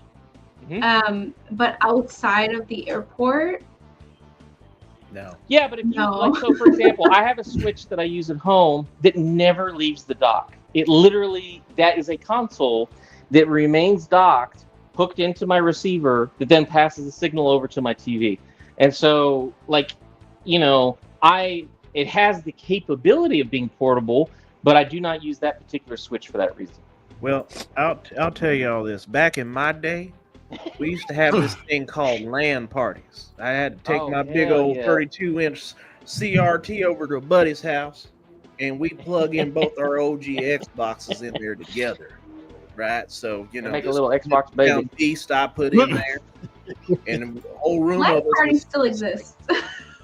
We do, but this is an easier way to do it. I mean, yeah. So like the justifications, like I get a whole hell lighter. Yeah, it's got life has gotten a lot easier, a lot simpler with mobile gaming, but it's not for everybody. I think the justification for some is like, if I have a Switch, the Switch has all the games that I need. Why do I need a mobile PC, right? And then for some folks on the mobile PC side, it was like, well, I can play all your Switch games. May not be that legal, but I can play them over here on my mobile device, right? Which is why Legend of Zelda 60 frames. I mean, sorry. Well, yeah, and hence why Nintendo's like, they're coming out with these. We're gonna brick your shit, motherfucker. Like, you can go ahead and buy this today, and if it's logged in online, we gonna cut. I own the game. So it's just there's a lot of justifications behind. It depends on. It's like my saying. It's like collect and play the way you want to collect and play. The hidden definition behind that is like, I'm not going to judge you if you want to emulate or if you want to pirate your games or if you want to go and collect the physical hardware or if you want to play digitally. You're going to play the game any way you want to because you're a grown A person and you can play whatever you want to play. At the end of the day, the main definition behind it is play the game because that's what we're there to do. So big facts. That's it. I mean, even somebody like me, like a lot of games I've been playing lately have been on my Switch mainly because look, I have a desk, a work from home desk job. I'm constantly looking at monitors all damn day for like 10 hours a day. The last thing I want to do in most cases is leave one desk and get up and go to another one. So that's why I'm using my Switch in bed. So I'm like, dog, I've been looking at big ass screens and monitors and TVs all day. I don't want to look at another one. So a lot of times I just be chilling in my bed just on this tiny screen. That's enough for me. So because I gotta get up and sit in the chair just like this, the game again. Hey, fatigue's a real thing when it comes to gaming. So it's like PlayStation Portable. I have to switch it up. I have to switch it up every now and then. That PlayStation Portable, like I play all of the Final Fantasy games on that thing. I just lay back in bed. Like those turn big. Oh yeah, like the Switch, like anything portable, like we come from a generation to where like a lot of the RPG games that had like a lot of those bullshit side quests where you gotta go fetch this cat up a tree or go deliver some clothes over to this dude at Trap Club or what's some shit like that. On the Switch, I'm like, dog, I've already played this before. I know what's about to happen. Let me just knock out some of these side quests real quick, portable mode, put it on my nightstand, go to sleep. You know, 100%. rinse, repeat the next day. So it's good. It's really good for that. Portable stuff in general is good for that. Going back to the PlayStation Portal, and that's another one that kind of like snuck up on everybody because a lot of like, it's gonna be a PSP, right? Man, I remember telling people like, y'all, you better get this thing. It was a period that you couldn't get them for like they were hard 2 or 3 months, and everybody wanted them. But once they got fulfilled, people were like, oh, this is you're watching TV, you're watching a game, you can play RPG, you play a sports game or something like football or so, not high intense games. And sometimes if you got high intense games, I mean, and you find now the new features that came out, you got Wi-Fi, you can play download, you can stream games like PS5 streaming games. I mean, it's good. It's getting you ready for the future they want. But I mean, I call it like a super controller. It's a controller with a TV a screen in it. Yep. PS5 with a screen in it, and I know what it is. And if I wanted to continue the game, I'm like, let me just turn this back on real quick. I'm in bed and play like 10 or 15 minutes before I go to sleep or something. I played Devil May Cry 4 today on it. I played Ace Attorney, just going, and it's there. It is nice, crisp.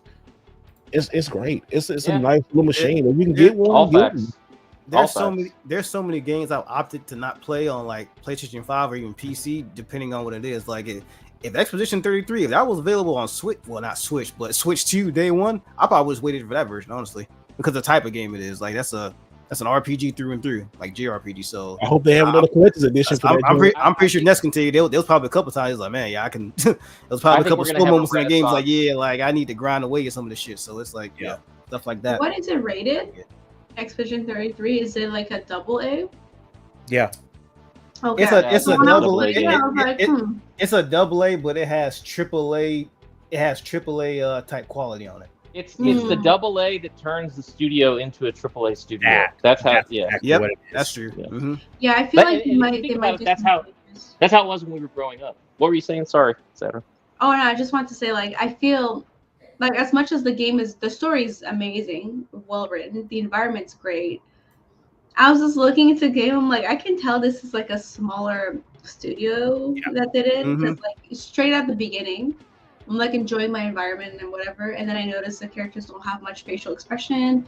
I noticed that one guy. Have you guys noticed that one black guy who's been copy pasted like 50 times? Yep, I did. It was him. It was him and the black lady. Are you talking about that one black? Are you talking about that one black guy? I think his wife was white, and they're sitting down looking like this, all dead face, like. No, not that one. There's another one who moves like crazy. He looks like he's arguing with someone, and he wears green. Oh yeah, I know who you're talking about. They pasted him like 50 times around, and then they changed his shirt like twice in 2 other characters. Yeah. But I'm like, this guy's everywhere and causing a scene. Yeah, at the very beginning, I was like, I could tell where they cut corners because I saw I remember at the very beginning when you go into the celebration, where you're going to like the crowds, the streets. And when you're going around doing like the mini game, well, I won't spoil the mini game. Like the first mini game you do, you turn around, it's like, oh, the black dude. You go up the street. I just see you back there. Hold on.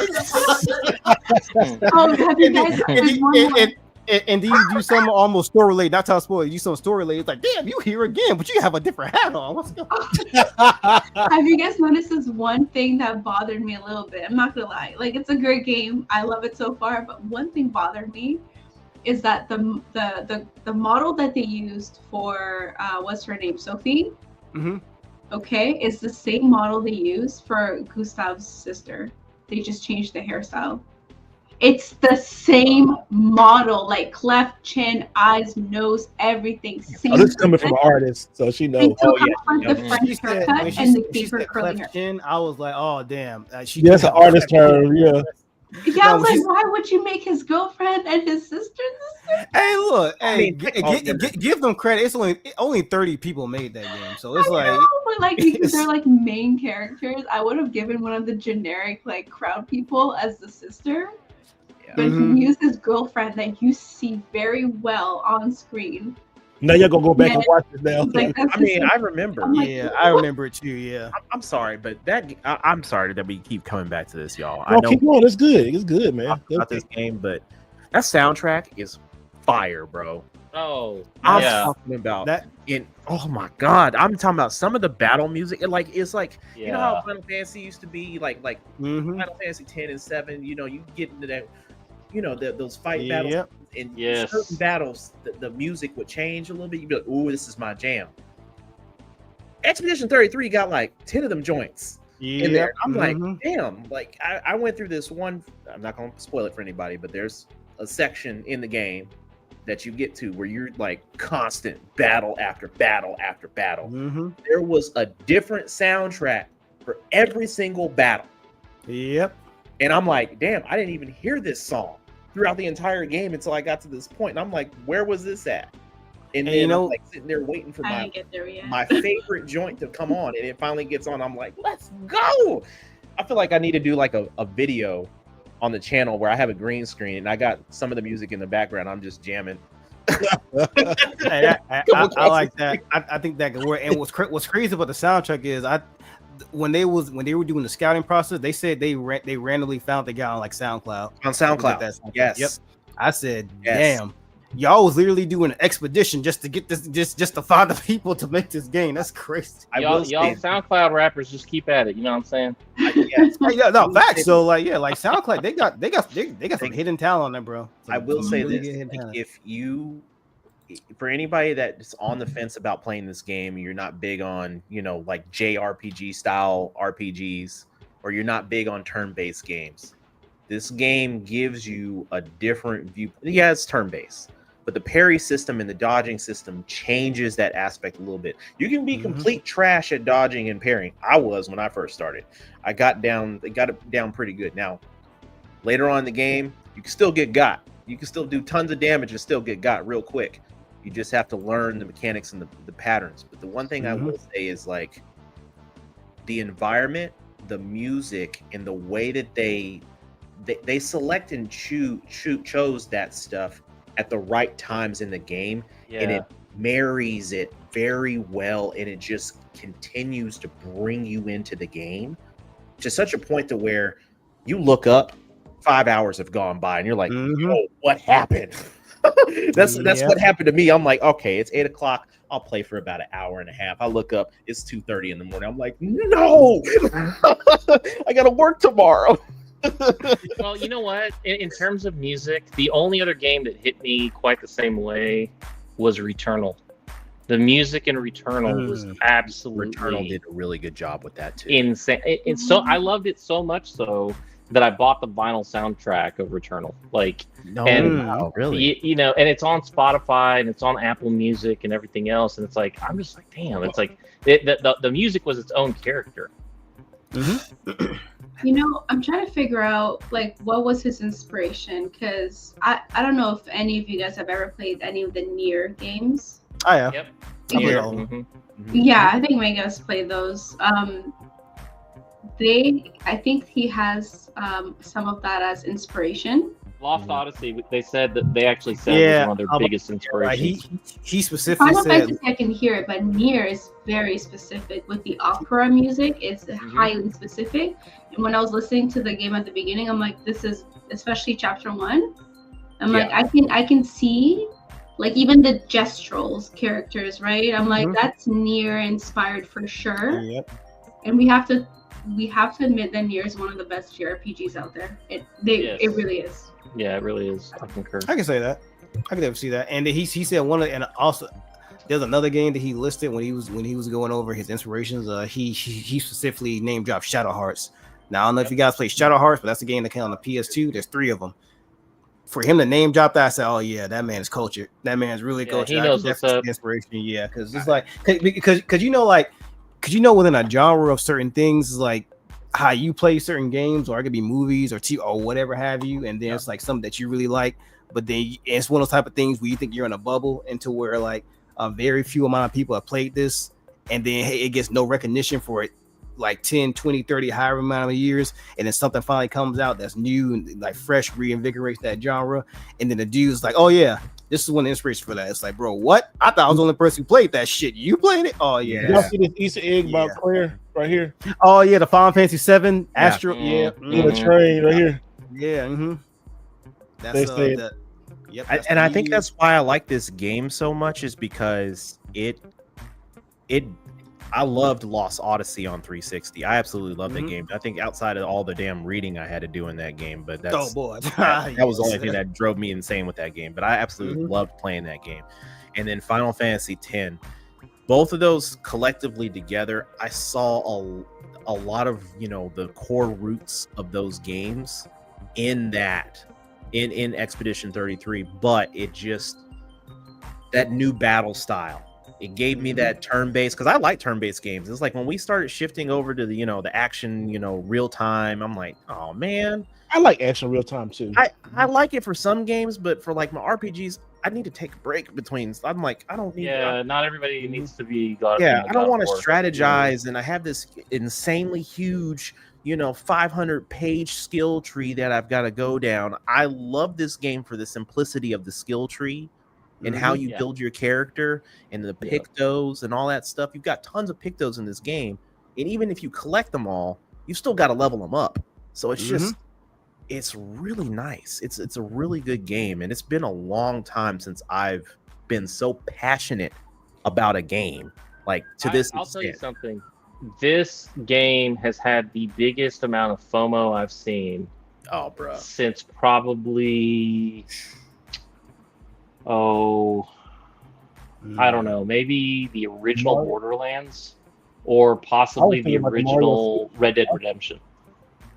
No, man, dude, I'm trying to think. What was a bit, and it can't be like a one platform thing. It's got to be like the game that was like cross platform, that had everybody FOMOing and talking about for the long. Y'all know? Chat, I can't really think. I can't think of one in the last 10 years. Chat. Let's go to the chat here real quick. So for those of you out there that have played Expedition 33, or if you watched videos, or if you've seen, what is a game that gave you the biggest FOMO and everyone around you, they were talking about it for weeks, for months, over the last 10 to 15 years? What would that game be?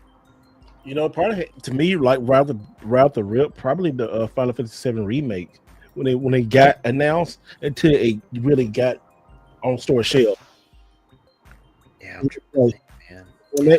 I want to say when they showed the gameplay, it broke the internet, and then when they released it, it was like, oh, you know, everybody. It was like this. Everybody was playing it. And, you know, no, sorry. Go ahead, Steve. What are you saying? No, I was saying everybody was just playing that. You know. I just thought of one. Actually, it was pretty recent. Elden Ring.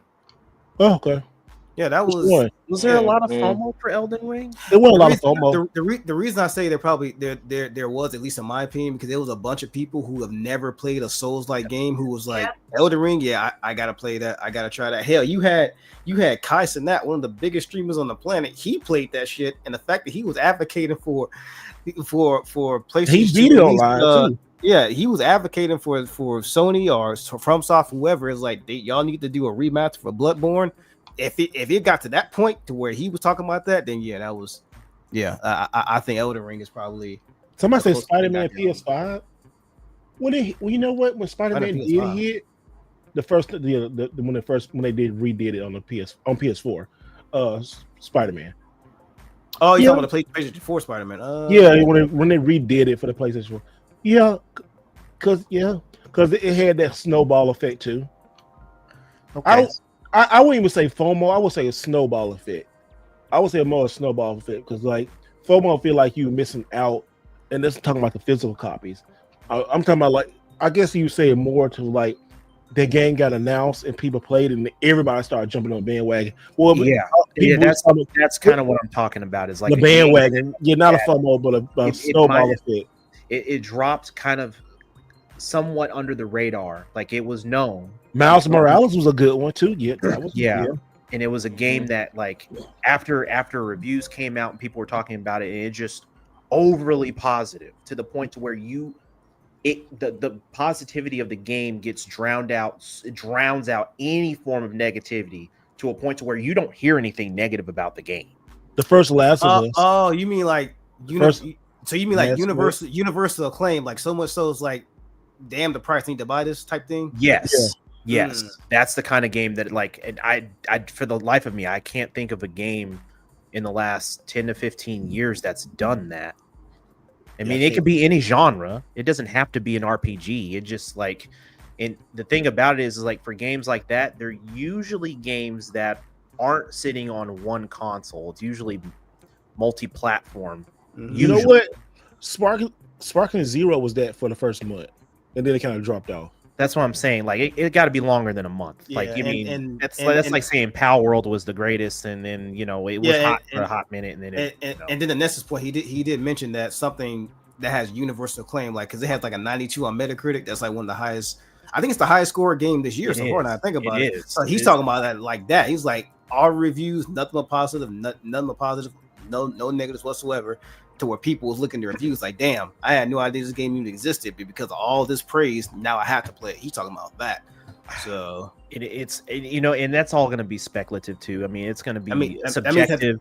That means it had to be something with a high score then. Yeah. So, I gotta look on Metacritic if I'm being honest. Like, it's if you're talking about like you have to score like somebody said Wukong within the top 10%. And I actually haven't finished Wukong. That's another game that I need to go back and finish. Like I was in the middle of it, and then I kind of took a break, and I just haven't gone back to it. And I'm like, I was pumped for Wukong, and I think Wukong had a.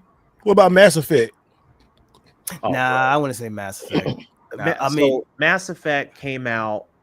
Like when Mass Effect 1 came out, it wasn't critically acclaimed, right? But by the end of Mass Effect 1, tons of people. But when 2 came out, that changed the entire genre. That did of that series. And then by the time 2 was done and 3 came out, everybody was talking about it. Now the thing about it though is like the biggest negativity that you'll hear about Mass Effect 3 was the ending. Yep. That's what I mean, I'm not gonna say ruined it, but it hurt. It hurt the overall viewpoint of the game itself because of how it ended. They went back and changed it, but I mean the damage was already done. Right? Yeah, people were so mad at the ending. Yeah, they were pissed. I mean, you invested. I mean, what 10 years? Yeah, it was like 5 years. Maybe 5 or 7. Maybe it wasn't a decade. Maybe 5 or 7, right? We can go into shooters. We can talk about Halo. We can talk about Gears, and those games are really good. But not everybody played shooters, right? It's a lot easier for people to dive into a story-based game, and some people don't play, RPGs either. They may just play shooters. So it's subjective. And I see the chat here. I've seen Mass Effect, I see Gears, I see Halo, I see Skyrim, I see GTA 3. GTA 3, that was I would say that's a good one. GTA 3 was a solid one. San Andreas and Vice City were also very solid ones too. Oh, San Andreas, man. The first Saints Row, mainly because that was when people were still waiting for Grand Theft Auto. The next generation version was 4 at that time, and that was the closest thing we got. And people was like, "Damn, this is actually like really, really good." San Andreas, when that hot, it blew up because that hot coffee mob. I remember when people were trying to find the discs that had it because they patched it out. Yeah, they patched it out. So like people who have the original, like I've got copies of the original, and I was like, "Ooh, it's like this is a sealed copy too." Look, I got the copy right here that a lot of people don't have. I have this copy right here, right on Xbox. But if you turn that whole around, look, it says the A rating. The A rating. Yeah. That's sealed. Yeah. No, that's not sealed. Oh, okay. It was really sealed. That's sealed. So the A rating came out before they patched it out. Like it was the in between. Before they patched it out. Yeah, the A rating. This came out, then they patched it out.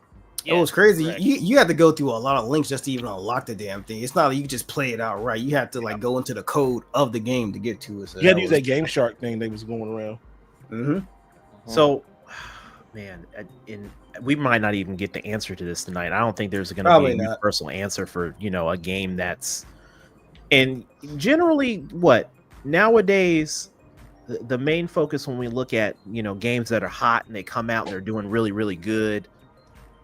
You think about the number of players that are playing at that time, right? And then a week later, like, oh, 1 million. Somebody said Undertale. Yeah, Undertale did that.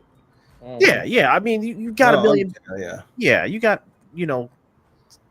articles like, oh, 1 million people stop playing this game and they're off to another game or they go back to something else. It's like, yes, that's every game for the most part. That's every game, right? Once you're done with it, the folks that have mid-maxed and beaten it 300 or 400 times and they're done with the game and they've completed and got every achievement or they have platinumed it, they're done with the game and they'll go about it. But this is probably one of those games that you could come back to and play once a year.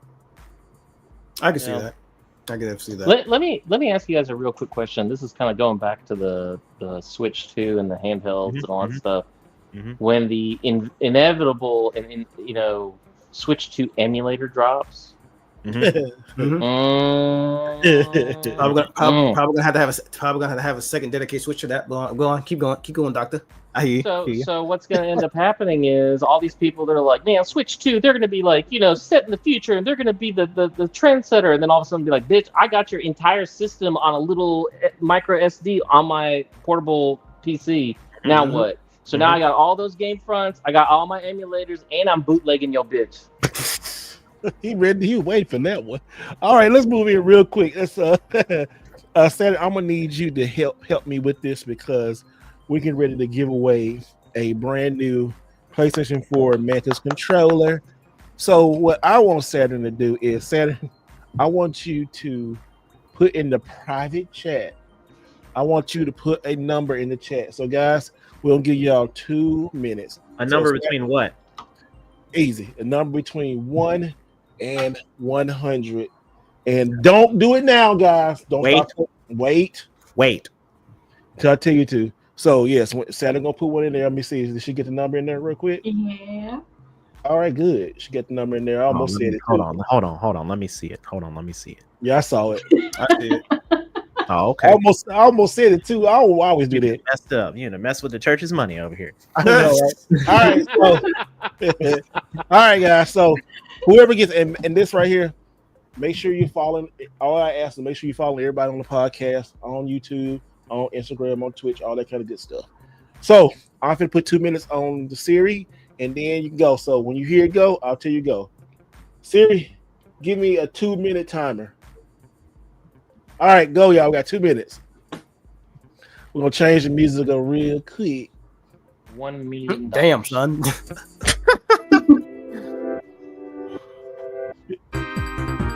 There we go. Get the music.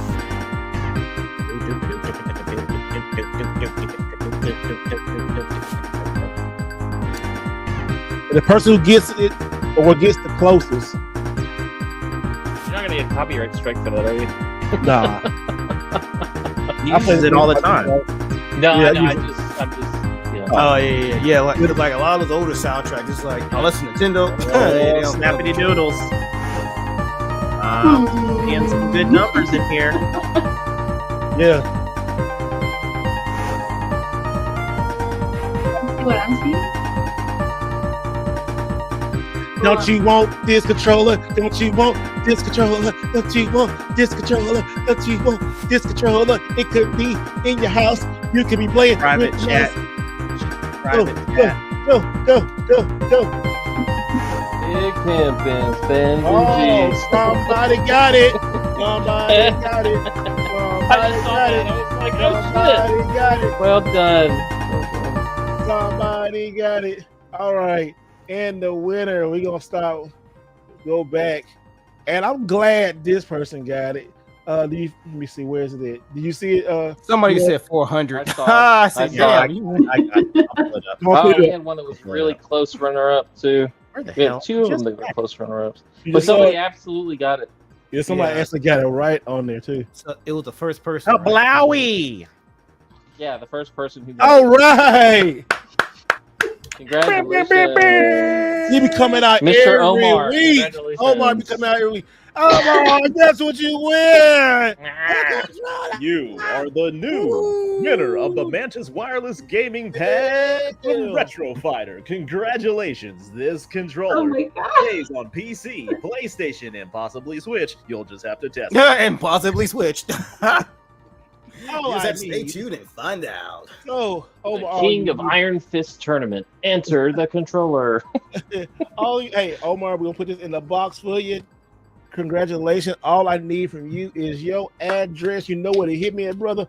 On the Instagrizzle or the Twitcher. Not Twitcher. The Xer. Ooh, that was like, What? Just say Twitter, man. Just say Don't be using that dude's. Hit me on Instagram. Give me your address, brother, and I'll ship it out in the next couple of days. Congratulations. And like you said, you never know when I'm gonna be giving up some more controllers or some more stuff on the podcast. But hey, yes. How many people do we have on here right now on between the platforms? Can you give us that number? At 131, we got 71 on X. Gonna give it to you. On YouTube, we got 59, and Twitch, we got one, the only one. So yeah, we got it. He said, "I don't care. This is why I get my count there, and I'm staying." That's right. Yeah, Omar. Congratulations, man. I'm glad. Hey, you know what? Too, he show up almost every week. He's been here for a while, a while. So it feels really good even to get this because he show up every week. And you know what? You show up every week too. You might get something else. So we gotta keep control. We gotta keep who winning. Last week I forgot who won, but Omar he won this week. So Omar, we getting the controller. You can't win again. Not a controller, maybe something else. I'll keep a list down. Yeah, please keep the list down because we got more controllers. Let me go show other controllers that we got too. Go ahead. Oh. You was trying to do it. I was trying to do it. Go ahead, do your That's thing. all right. All right. So while I go get these other controllers, let's talk about this really quick too. Doom the Dark Ages, y'all. Great game. Getting great scores. To be honest, I haven't played it, and I haven't. But the PS5 copies, you got to download that hoe. All right, I dropped the bomb. Y'all talk about that real quick. Wait, say that again. The PS5 copies. Oh download yeah. what? Yeah, basically for Doom, I almost said Eternal, but Doom the Dark Ages for the physical versions, or I use physical loosely, pause, but the physical version of that on the PlayStation 5, I don't know what it is on Xbox, but the disc only has, I think, like 85 megabytes on it. Yeah. So do with that as you will. Like that bitch is not on the disc whatsoever. Yes, it's essentially essentially like a disc, which I've seen the discourse online about it, and like a lot of people kind of pissed off about it because the difference between like the Switch card, the Switch key cards and the disc, the key cards, they're a lot more expensive to manufacture. I think they're anywhere between $15 to $20 to manufacture, and they only go up to 64 gigabytes. But those Blu-ray discs, them shits hold up to like I think 120, 50 or some gigabytes. So yeah. Essentially getting a Blu-ray disc only 85 megabytes on it. It's like, well, damn dog, you might as well just deal with Microsoft do and just put a damn code in the box if there's nothing on the disc. So that's what people are upset about. I mean, understandably so. Okay, that's honestly like a waste of plastic. If I think about it, it's just a glorified coaster. The purpose of buying the collector's edition, with the pack in game, right? Because if you're gonna buy it for the statue, like buy it for the statue and then just buy the code from the online store. What's the purpose of giving you a disc if it doesn't have shit in it? Yeah, I mean, the only one that really gave the whole disc, and I was so surprised, was that Assassin's Creed. I was like, "What the heck?" That surprised me. Yeah, and all companies. I was like, Ubisoft did that. I was like, that's kind of that's very shocking. Expedition 33 got a full disc in the collector's edition. Yeah, because Expedition 33 ain't a bitch like some of these other people.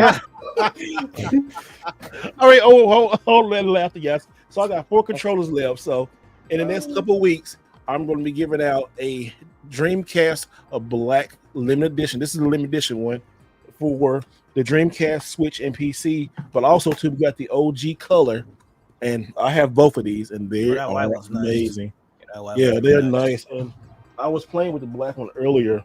And you can see in the camera, y'all, look how good that one looks. That is like, that's really nice.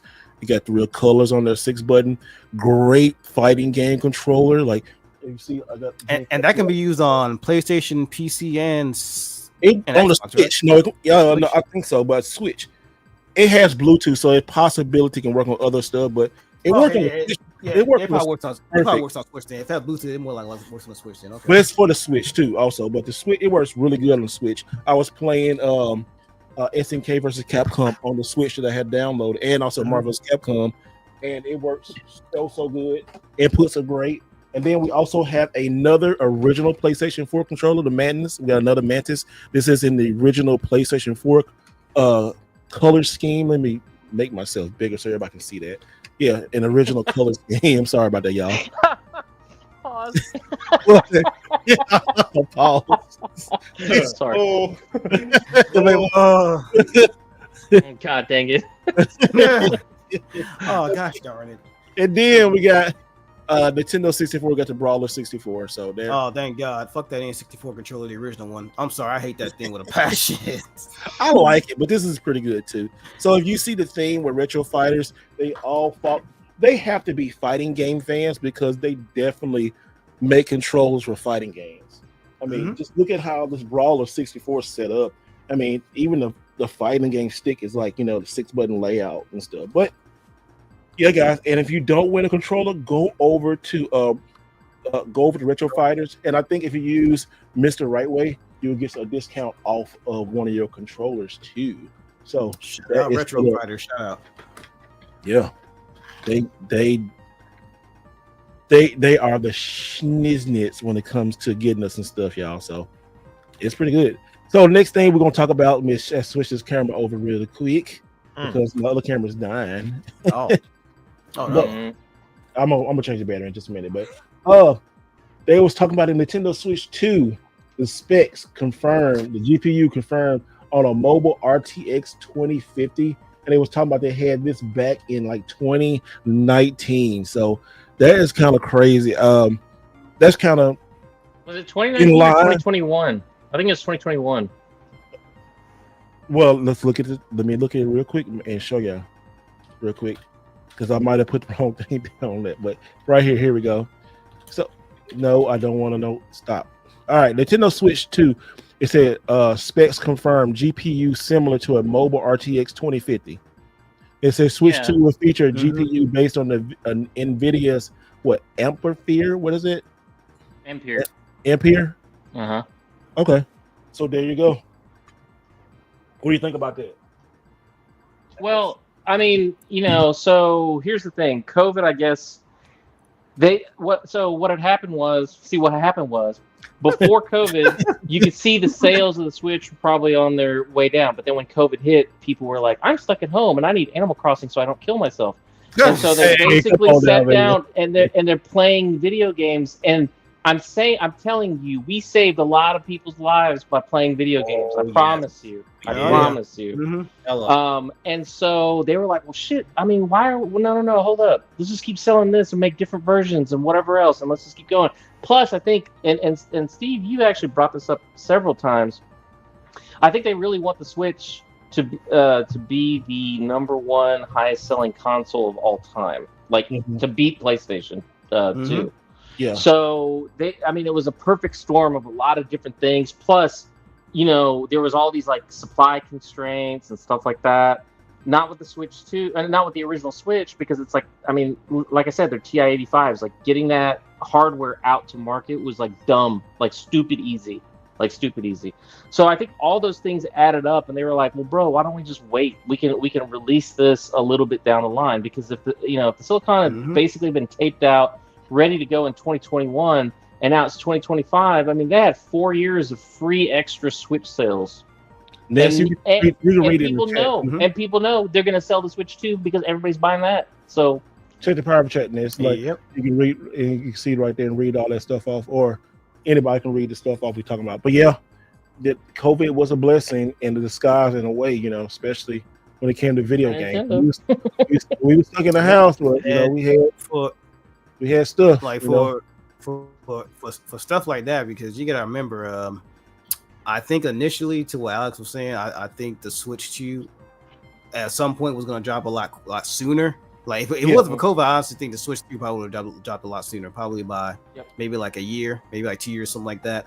But in that amount of time, seeing how there was chip shortages, like we didn't have what was going on now with like price increases, but we were very limited on how many like parts and materials that we have manufactured. So they weren't really in a state to where they can mass produce something like what they're doing with the Switch 2 now, like they did back then, because again, there's chip shortages. prices, vary depending on what they're being manufactured or distributed from. So when you look at the Switch 2, when I was looking through a lot of the specs, like I have pulled up right now, a lot of people are drawing comparisons to like the Xbox One to a certain degree. Between like the Xbox One and Series is pretty much between like those two when it comes to like compatibilities and just the overall features and things like that. But if a lot of this stuff was locked in around 2021-ish, I mean, that would make about sense, because for the technology that is bolstering right now, I mean, it's really heavily relying on a lot of DLSS. That's clearly what it's trying to do.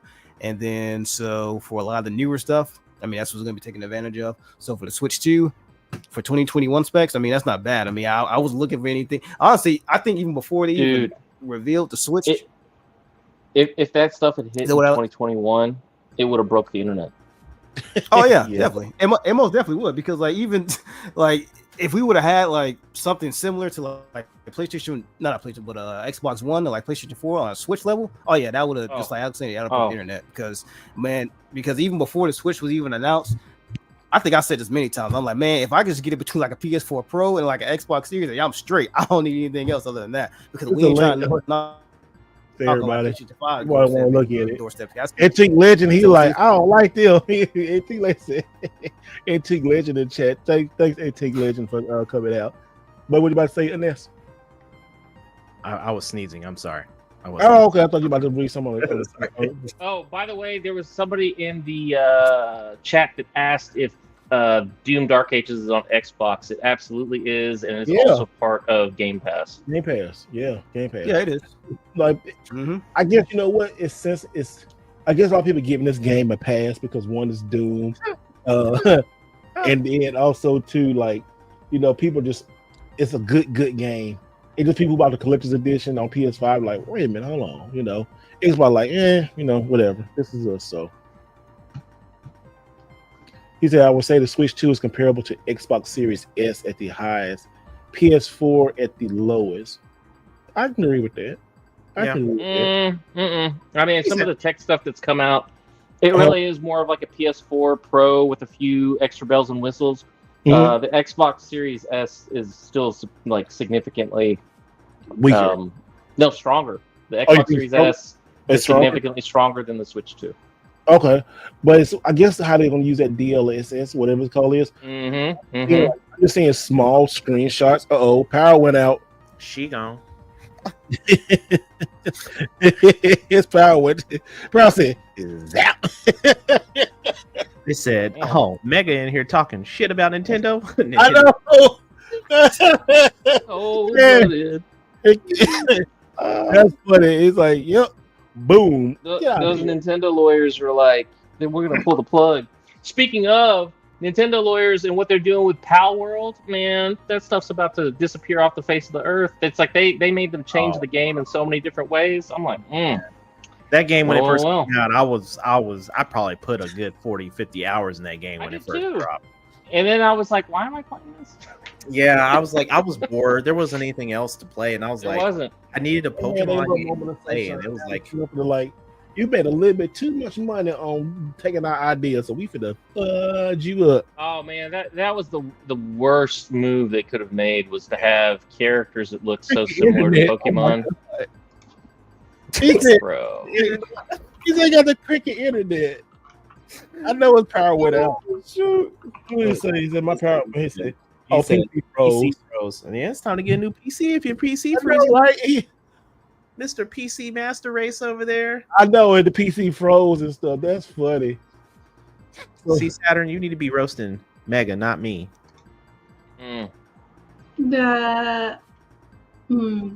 Oh man, come on. That pause. I reserve that for you. Hey y'all, so another good thing about Nintendo, y'all, the new Nintendo store in San Francisco is open, and I cannot wait to go see this in a month. I'll be here in a month. Y'all see why I'll be here in a month, in this couple of weeks, or probably next week if they announce it next week. But yeah, so it says Nintendo give us a closer look at its new store. Also, the new Nintendo store in New York is celebrating 20 years. Hey, Huh? Nintendo. Put one in Texas, yo. Please put one in Dallas. They're so fake, Oh, like Dallas, Toronto. perfect. Come on now. Please put one Yeah, in but Dallas. they We only got plenty of put it space. in civilized towns. They're not going to do anything. in First Texas. of Come on, all, man. they would need so much money. Like they would make Damn. so much money in Canada if they open at least one flagship store in Toronto, So and look they at have not even attempted. So Nintendo's fake for that one. I'm sorry. Oh, Wow. check this. We went to Nintendo headquarters. Like, so when I went to PAX, I also hit up Nintendo and Microsoft, and both of them were letdowns because Nintendo headquarters is literally like a place of business, like for the developers and such. It's not a hey, Place- come in, let Mario touch you. You know, it's none of that kind of stuff. Let I mean, Mario it's like touch you, Paul. yeah, but they had like a couple of like collectible, things that you could like little posters and cards and stuff. So I took a stack, and then Microsoft had like a Microsoft store that was on campus, but it looked like when COVID hit and you couldn't find toilet paper anywhere. It's like they had like one or two little things on the aisles, and you're just like walking around. That's exactly what it looked like, and I was like, toilet paper. why is Microsoft's flagship store on their campus not just like bursting with like hard to get stuff? They had like the dumbest stuff on their thing. Visitors. I was like, man, they it's were like, so okay, bad. Microsoft, it's like you obviously don't care about none of this. I don't think Microsoft's heart is in it the way that they want. And by the way, They're not. They were never talking about been. They had one foot in and one foot out. They've never been. 100%. You know what? Microsoft has never been fully in after the Xbox One debacle. After that guy got fired for fucking up the Xbox One. Don Matrick, Yeah. dude went over to Zynga. I'm like, bruh. No, but anyway, it's like one of those things that somebody in the comments was talking about the Xbox Series S. It's like, I hate the Xbox Series S. I think it's the worst console and most useless console ever made. Why did you guys do that? They should have taken a price hit per unit and made a disc and disc-less Xbox Series X, and that would have prevented so much heartache and so much stupid stuff. Like, whoever came up with that concept of the Xbox Series Potato, like, just oh my god, like I hate that thing. I like loathe that thing. And people are like, well, how could you like Xbox if you hate the Xbox Series S? And I'm like, man, it's like I like you, but I might not like your brother. It's just the way shit goes. It's like dumb, should never have been made. What happened over here? Nintendo. I'm sorry. I just looked at the What comments. the hell, Sorry. dude? That was just comments. I was commiserating Are you all right over here? with a fellow Xbox Series S hater. What this? There we go. All right, look, I take a step in real quick because I heard, there was some talks about, some people allegedly saying they might pirate some stuff on Nintendo, and then over here talking about Mario touching it. Look, Nintendo is a family-friendly brand company. All right, we do no type of extortions. We do no type of piracy. We do no look. Everything over here is legit. It's ran by the books. So calm the hell down. The only touching Mario does is in your hearts. All right, keep that straight. All right. If anybody, namely you, Mr. Doctor, talking about I heard. Hey, look. Hey man, look. Luigi went on a hitman spree and took out some people. So we know how you roll.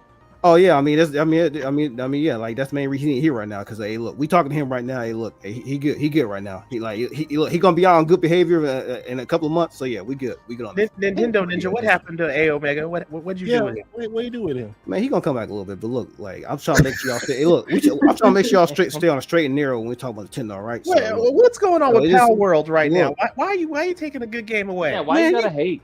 Hey, why you gotta hate? Hey, you see what we doing to them in courts right now, right? Okay, look, the terms of services. They look, it's called terms of service for a reason because we call it terms of service for beating that ass, right? So we are getting that taken care of. Power World, all right. So don't worry about them. So we'll call them. They don't call us. I'm worried about them. We like Power World. Power World, shit. Go make your own damn pal. You got pals in your home, right? Your shit. You got pals on the internet. You got pals in this podcast. They're your pals, all right. They're a part of your world. So that's Power Pocket World. pals. So this is your chance to ask Nintendo Ninja some questions. I don't know what Mega went to. He'll be back in a little bit. He'll be back. Okay, well, Chad. I'm trying to make sure y'all straight with Nintendo niggas because I don't like misinformation being passed around. So we trying to make sure y'all straight. Yes, sir. Well, Nintendo Ninja will definitely be minding our P's and Q's. Anybody Nintendo Ninja, if y'all want to ask him some questions, he said the Nintendo Ninja versus Tiberius co-host. He need that skit. He said Chuck B said y'all some bullies. What happened? He said, "Why are y'all bullies?" No, look, you already know the whole. I don't know if anybody told y'all this before, but whenever people call us bullies, you know, we're not really bullies per se. We're more so what's the right term I was looking for? We gotta. He's look at this one. Don't go to his house. He said, Nintendo Ninja, what's up with the game key cards? The game key card. Hey, look, what y'all motherfuckers always talking about? We like the ease of just comfort and stuff like buying stuff from home and things like that. Y'all motherfuckers do most of your shopping online, right? On Amazon, Best Buy, GameStop, what have you. Hey, look, if y'all want y'all physical games, the Pirate Bay. That's where I buy all my Nintendo Pirate Bay. stuff. Hey, look, Doctor, we're gonna have we're gonna have a conversation on this call, all right? Don't fuck with my money, bro. I really don't appreciate that. But the Nintendo's big word. But the game card, look, when it comes to the game cards, hey, look. We gave them the price of the brick. They said we ain't paying it. It's all right. We got some of your broke motherfuckers. We got the game key cards. Y'all can do 8 gigabytes, 16 gigabytes, 32 gigabytes, 64. They didn't want to pay 64. So guess what? The motherfuckers chose 8 gigabytes. They didn't want. They didn't want to run that money up front. So hey, look, that's what we got with the game key cards. All right. So they didn't want to pay, and I said, all right, we got something for that. Game key cards, bitch. So I don't want to hear any more about that shit. That's what we do in game key cards. So if you want to have any more accounts with the game key cards, hey, look, limited run. We got them in our back pockets too. If you want full physical games on a cartridge, talk to them. Don't fuck with us about that. We bought our money. He said, "What about?" Somebody said, Chuck B said, "But gigabytes? What? Gigabytes? Yeah, the gigabytes. Yeah, he's talking about the game key cards. We go by. Also too, he said, he said, like, why no OLED screen with Gorilla Glass? Gorilla Glass. Hey, look, we already talking about a Gorilla versus 100 people. You want to talk about Gorilla Glass on a damn screen? Look, bro, y'all ain't ready for that, all right? Y'all see how y'all shipping about the 450, right? And 500, and y'all talking about OLED Gorilla. Hey, bro, we talking about $800 Switch. Y'all ain't got it with y'all. Y'all ain't got it like that. Y'all ain't got it like that, bro. Y'all talking about tariffs, everything's going too much, and now y'all want Gorilla Glass? Nah. The only Gorilla y'all got to worry about is that Gorilla y'all trying to fight with 100 people. That's all you got to worry about. So, yeah. I guess so. Well, Nintendo Ninja's laying the smack down here right now. I mean, you sure Omega's okay, right? He's okay. Yeah, he good. Hey, you good, boy? Yeah, he good. Not he good. boy. Wow. He's trying to make. We always good. knew that Nintendo was like the. Hey, bro. Hey, what you see the red, right? I mean, we bleed red for a reason, bro. It's look. I keep the red bandana on me for a reason, all right. So it's just, hey, it is what it is. So Nintendo Ninja over there, whooping over there. Man. So besides the games coming out, I mean, we get anything else like this year that you can tell us real quick about, like a new Mario, a new Animal Crossing or something? I mean, what? Animal Crossing. Animal Crossing. Look, bro, like that was already a fluke when it came to Animal Crossing, right? We didn't expect that shit to sell that well, so we just like, hey, look, y'all want to play this while y'all locked down? Cool. All right, we ain't gotta put much money and effort to this shit. So y'all want to have it? Y'all want to use it? Have at it. The next Animal Crossing, shit. I'll get back to you a later time because I really can't say much about that right now. So, but yeah, just play y'all old shit on new Switch too. All right. But why? But why $500, man? I mean, why? I thought y'all was gonna come at $399. Why not? Shit. Why 500? Shit. Why not? That's the real question. Why not 500? Honestly, we was gonna do 600, but we was like, yeah, we ain't thinking about that life. But we was like, you know what, we're gonna give them a little bit of grace and be like, hey, look, 450, 500. So look, y'all got it, man. Y'all got the shit. Hey, look, I know prices are going up, the price of milk and eggs is going up, whatnot. But hey, look, real fans gonna be there day one, regardless how much money you got in your bank accounts or what you living on Section 8 or whatever you got going on in life. If you want to switch to, you're gonna get it day one. So you know that's all I gotta say about that. It's 500 because we want to be 500. That is facts. Yeah, you're right. Well, you're welcome to stay here as long as you want for the show and stuff. I was just making sure I was good on the Nintendo conversation. Hey, Dr. Alex, hey, look, I got my eye on you, bro.